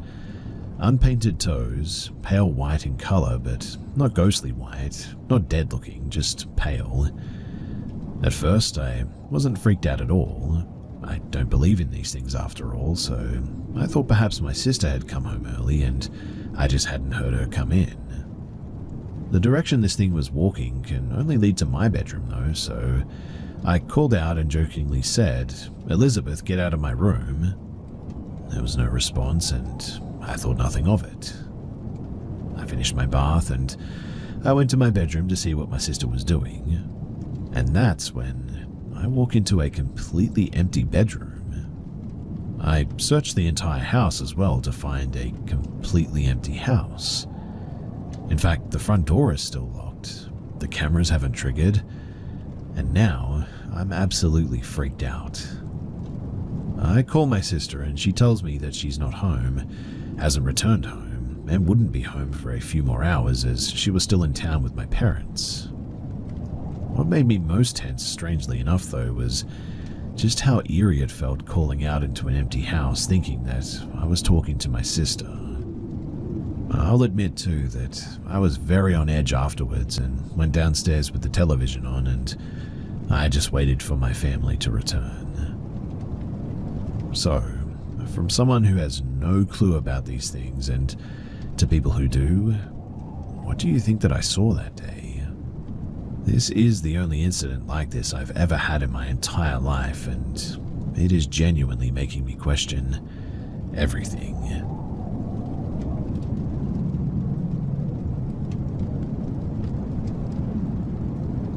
These two events happened in the span of about 3 days. So I live in the capital of my country, which is a very large city surrounded by mountains. And UFO sightings, they are not an uncommon subject here, but they don't happen too often either. And whenever they do, it's always towards the mountains or the hills heading towards the coast. So, in the last 2 months, the activity has kind of increased. Like, for instance, around halfway through October, we spotted a bright red light floating in the night sky around 2 a.m., and the spot where it was located was exactly on the air above the mountains. It stayed like that for about 10 minutes, in fact, hovering, static without movement, to then just suddenly disappearing. Another one happened about a month ago, by the end of November. There was this strange orange light flying at high speed in the sky at around 9:30 p.m. I could see it for like 2 seconds before it just vanished. Most of the sightings are things like that too, but what happened recently is, well, a whole different story. You see, these things are always seen in the distance, miles away from the city, but this time it happened right on top of my head. So this happened on the 16th, and I was walking to get some bread and something to eat at around 8:40 p.m. I tend to always look at the night sky because I just really like the stars, and as soon as I looked up, my first exclamation was, "What the heck is that?" And there was this tiny orb flying above me, heading south towards the houses. First though, I thought that this might be one of those drones everyone's talking about, but then a second orb appeared from the first one. They flew kind of slow and then just sort of vanished into thin air. Thing is though, is that 3 other people also saw this. They were all looking up with a "what was that" sort of face too. For some reason after that night as well, I've felt like we're just being watched every night since then. Now, this is where things get a bit weirder too, because this happened last night. At around 3:10 a.m., me and my girlfriend were sick after the night of the 16th, and she couldn't sleep much because of a horrible head and body ache, so we stay awake most of the night, especially me to take care of her until she can fall asleep. This time I was lying in my bed, watching something on TV while she was in the bathroom.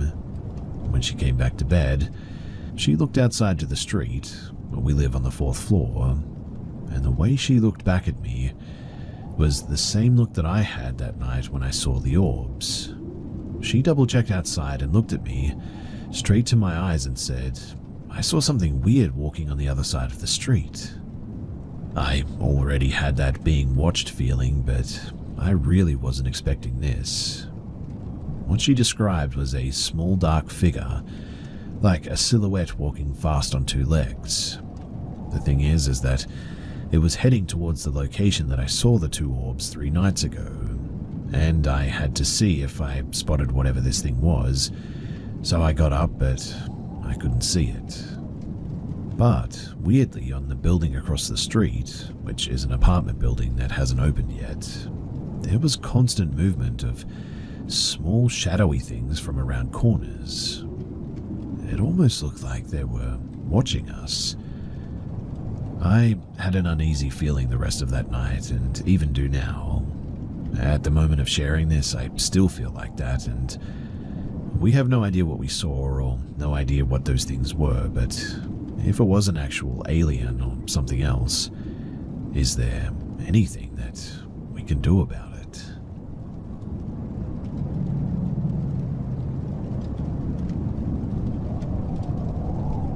So, it was in the 6th grade, and it was scouting season, where a school district will go to another school to play some activities, and we all would sleep there, and it was all girls.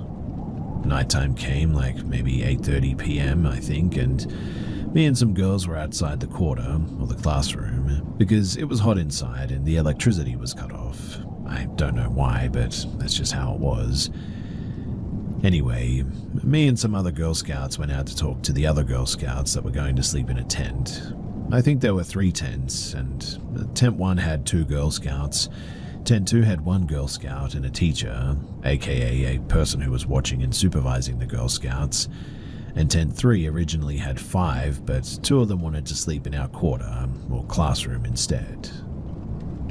10 p.m. arrives, and our supervisors told us that we had to get inside to sleep because we need to wake up early in the morning, but we all couldn't sleep because it was just so hot and we're all laughing, trying our best not to be loud, and one of the supervisors entered and scolded us a bit because we weren't sleeping on schedule. And before I knew it, we were all falling asleep. I woke up though to some sort of a noise, and at first I thought it was time to get up, but when I woke up it was clearly still very dark, and the noise was just the Girl Scout next to me, and she was laughing at another Girl Scout because she was sleep-talking or whatever, and I couldn't sleep, but I laughed as well, and then there were 3 awake, not including the one who was sleep-talking. So it was me, the one next to me, and the one next to the girl who was sleep-talking. She eventually stopped sleep-talking though, and me and the girl talked for maybe 5 minutes, and then there was this scream. It was a mama scream. The one who seemed to scream it was Cass. We were all super scared, and then our supervisor entered and said, "Don't be scared, Cass was just frightened by something." After that, me and the others couldn't sleep, but the 3 people next to me slept like babies, and anyway, a few months later, there was another scream, and it was Cass again. This time, though, the girls from Tent 3 came in crying, and one of them said that somebody had come to Cass's tent, knocked on it, but when they looked, there was no one there, and there were no footsteps or shadows or anything. We were all really scared by this, and we couldn't sleep, and around 11:30 we still couldn't sleep.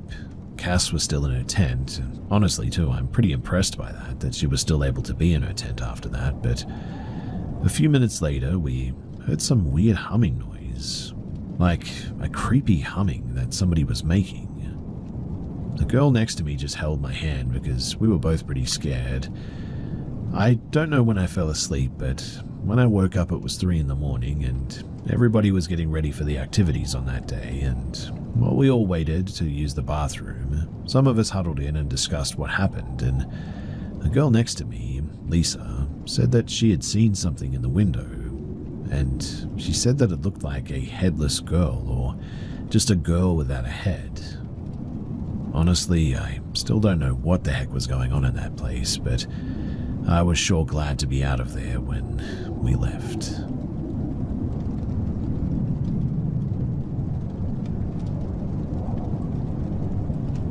When I was 16, I worked in my county museum for the holidays. My job was to tour people around one of our outdoor buildings. I usually toured people through the house, and back in 1855, a doctor built this house on the land where the museum stands. His whole family lived there, and it looks really realistic. I mean, honestly, when you walk into it, it feels like you're walking in and intruding into somebody else's home. Now, some days, as you can imagine, it's pretty slow there. Like, if the weather was bad or there just wasn't much going on, then I would usually just sit the house for hours waiting for people to come in. Well, one day, I was sitting in the main entrance waiting for people to stop by. I remember that it had been raining that day and it was pretty slow, and I had only 3 other people come in, about 2 hours apart. Anyways, I was just sitting in a chair that they had provided me and was scrolling on my phone. My peaceful environment was then interrupted by a strange noise. It was coming from behind a door that was about 5 feet away from me. Since I knew what every part of the house looked like, I knew that behind that door were servant stairs and a door to the cellar. I was a little bit startled by the noise and chose to ignore it at first, but I heard it again and I was like, if it's a mouse or something that was rustling behind the door, then I should probably do something about that. I decided that I might as well go and check it out, just because I was bored mostly. I opened the door, but the noise persisted. I had then realized that the noise was coming from the cellar door. Now, I had opened the door on other occasions, but I never had the intention of going on down there. If I had to explain what it looked like, I would say the basement from The Conjuring. It was pretty scary, to be honest. But from debating in my head, I decided to open the door in the end, and to my surprise, as soon as I did, the noise stopped. As a matter of fact, the whole house seemed to stop making any noise. I stood there for a good 15 seconds before closing the door, a little bit confused. I locked it since many kids loved opening that door and would pester me to let them go down there, and went to go and sit back down again. Well, a little bit later I heard creaking again. This house was really old and almost everything creaks, so the doors, the windows, the floors, even the lights make noise. But this was like as if a bigger person was upstairs and was walking back and forth, sort of creaking. Strangely enough, I recognized the creaking as well. Do you sort of know when you're at home and there's that one floorboard that creaks that everyone knows about?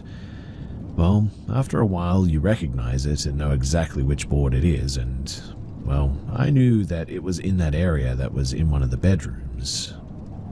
It kept going for about 30 seconds before finally it stopped. I kept really quiet to make sure that nothing would happen, and I knew that nobody should have been up there since the only way to enter was right where I was sitting, and I knew that nobody had come in. I would have seen it or heard it at least, and either way, I just tried to brush it off. I mean, it's an old house and maybe a breeze came in or something. Maybe it was just the house settling, who knows. So I sat back down and went back to my phone. About 45 minutes later though, some people came in and I gave them a tour. I didn't notice anything strange and wished them a great day in the end. And when I sat back down, I had the sudden urge to sneeze. After sneezing, I swear to you that I heard a loud and clear, "Bless you, mister." It was so clear too that I whipped my head around to see whoever said that, but when I did, there was nobody there. Just like in the movies too, I said hello, but obviously there was no reply. I waited another 30 minutes to see if any stragglers were still in there somewhere hiding, and I looked around everywhere, but I can assure you that there was no one but me in there.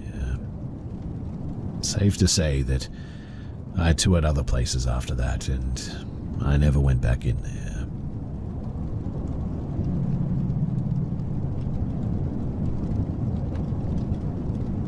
When I was younger, 3 years old, we moved into my grandparents' old Victorian house. They bought a lovely house nearby, and due to my parents having 6 kids and a 4-bed house, their house was sold to my mum and dad as it's a 6-bed house.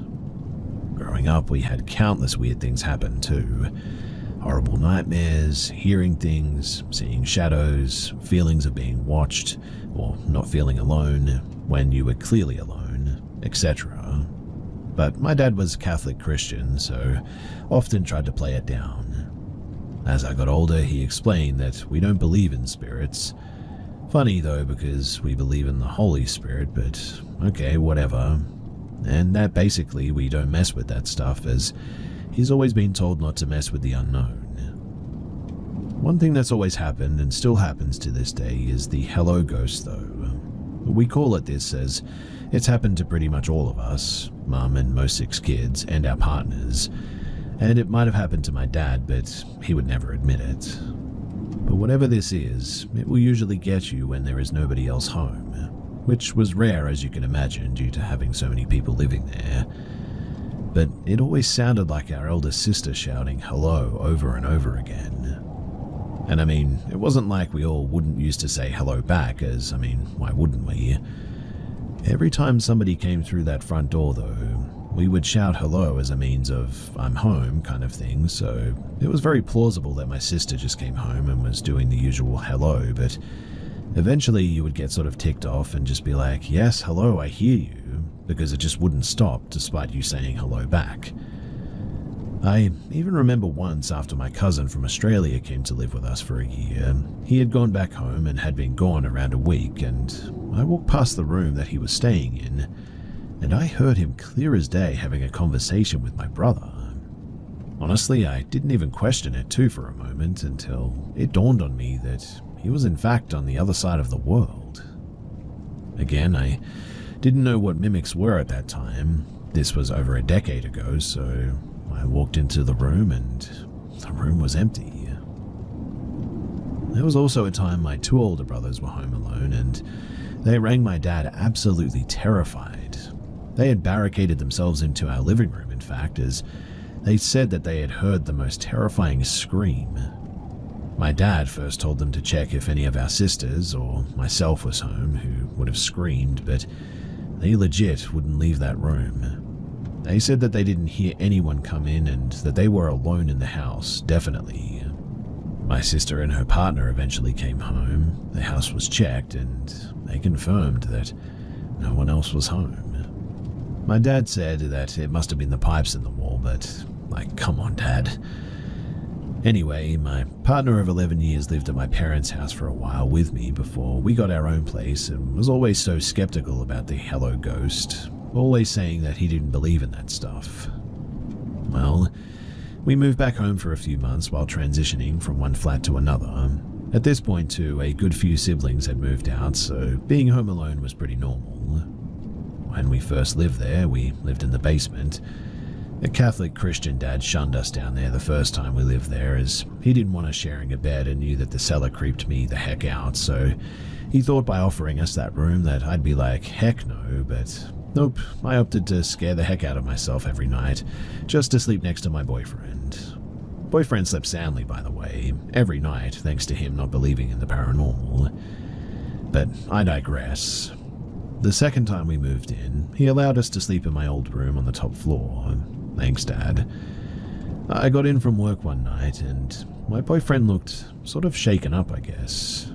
I was like, hey, what's wrong? And he explained that he was sure that he had heard my sister shouting hello before. I was like, oh, right. Let me guess, you went looking and you didn't find her? His first response was that the hello ghost? I was so relieved that he finally understood and nonetheless terrified, because that meant that it was still happening after all these years. But yes, he got pretty ticked off at her shouting hello over and over again, despite him responding, and then panicked as she has epilepsy and thought, what if she's going into a seizure or something?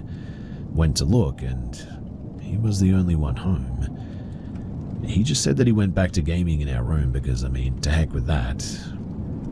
Over the years, the voice has sounded like my mum, myself, and our other sister, and of course that time it sounded just like my cousin. Usually after a bit of helloing back, or just going back to whatever you were doing, it just stops, but it sort of eerily stops, like it was never there to begin with. So, now I'm left wondering, do we have a mimic at my parents' house? Nothing bad has ever happened to us, up to now, but, should I sage their house or something? I'm sure that my dad will have had it blessed before moving in, but that was 20 plus years ago now. Or should we just leave it alone because it's not really causing any harm, I guess? If you have any advice, then that would be very much appreciated. Also, I did speak to my older sister at some point, a fellow middle child like me, and she has confirmed that she remembers the hello ghost too. So many memories are unlocking right now, all three sisters, and we all had dreams about the same man when my dad showed us a picture of someone who lived in the house years ago, and we realized pretty quickly that it was the same man that we were having dreams about. My elder, or middle sister, also went through hell in that room. She maybe had it worse than all of us, but she would hear something scratching behind her curtains, she would see shadows, etc. And I'm really glad that I got moved into her room, right? She would often sneak to her boyfriend's place for years to stay there, and honestly, I really don't blame her one bit. Like I said, thankfully we moved out, but again, if you have any advice, then I would really appreciate it.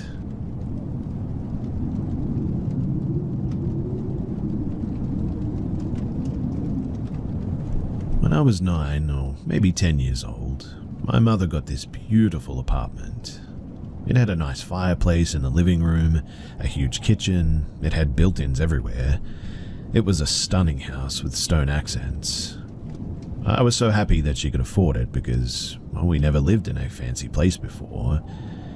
When we were doing the walkthrough, in fact, the owner was telling us that the house was a part of an underground railroad and had a special light that it would turn on for those looking for a place to hide. She showed us a spot hidden under a built-in bench where a hidden sliding door was. It led to an opening under the staircase. She even let me climb in there to learn the best hiding spot in the house. She walked us through the whole house, and it had 2 nice porches. She then took us upstairs to look at the big room with a walk-in closet, which would have been my mum's room. For some reason, the apartment was listed as a 1-bedroom, even though there were 2. My bedroom would be downstairs in what the landlord called the study. This area didn't look finished like the rest of the house. The last spot that she showed us was pretty cool though.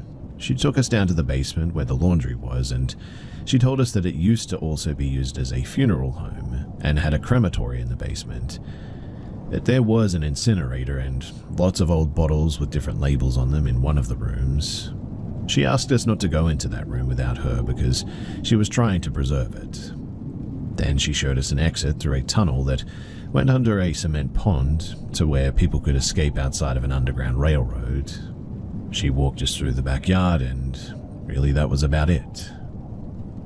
Now, the first encounter, and yes, there were several, most of these will be mine, but my brother came over to babysit, and he's 8 years older than I am, probably 18 at the time, I would say. I kept asking him for dinner and pestering him. He was playing his video games and he was ignoring me. I got very upset and started throwing a bit of a fit. He was in my mother's bedroom at the time. He didn't like it and pushed me into my mum's closet and locked me in there. I was so mad at him at that moment. I was so mad, and I even had a panic attack. And in the end, I actually fainted in that closet.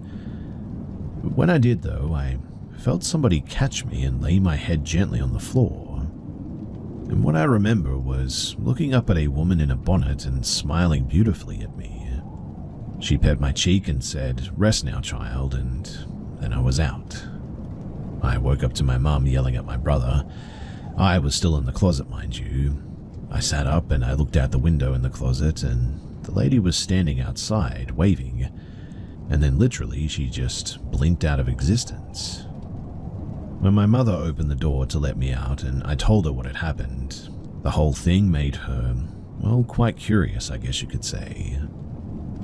The second encounter, and this one is 100% my mum's fault, she got a Ouija board.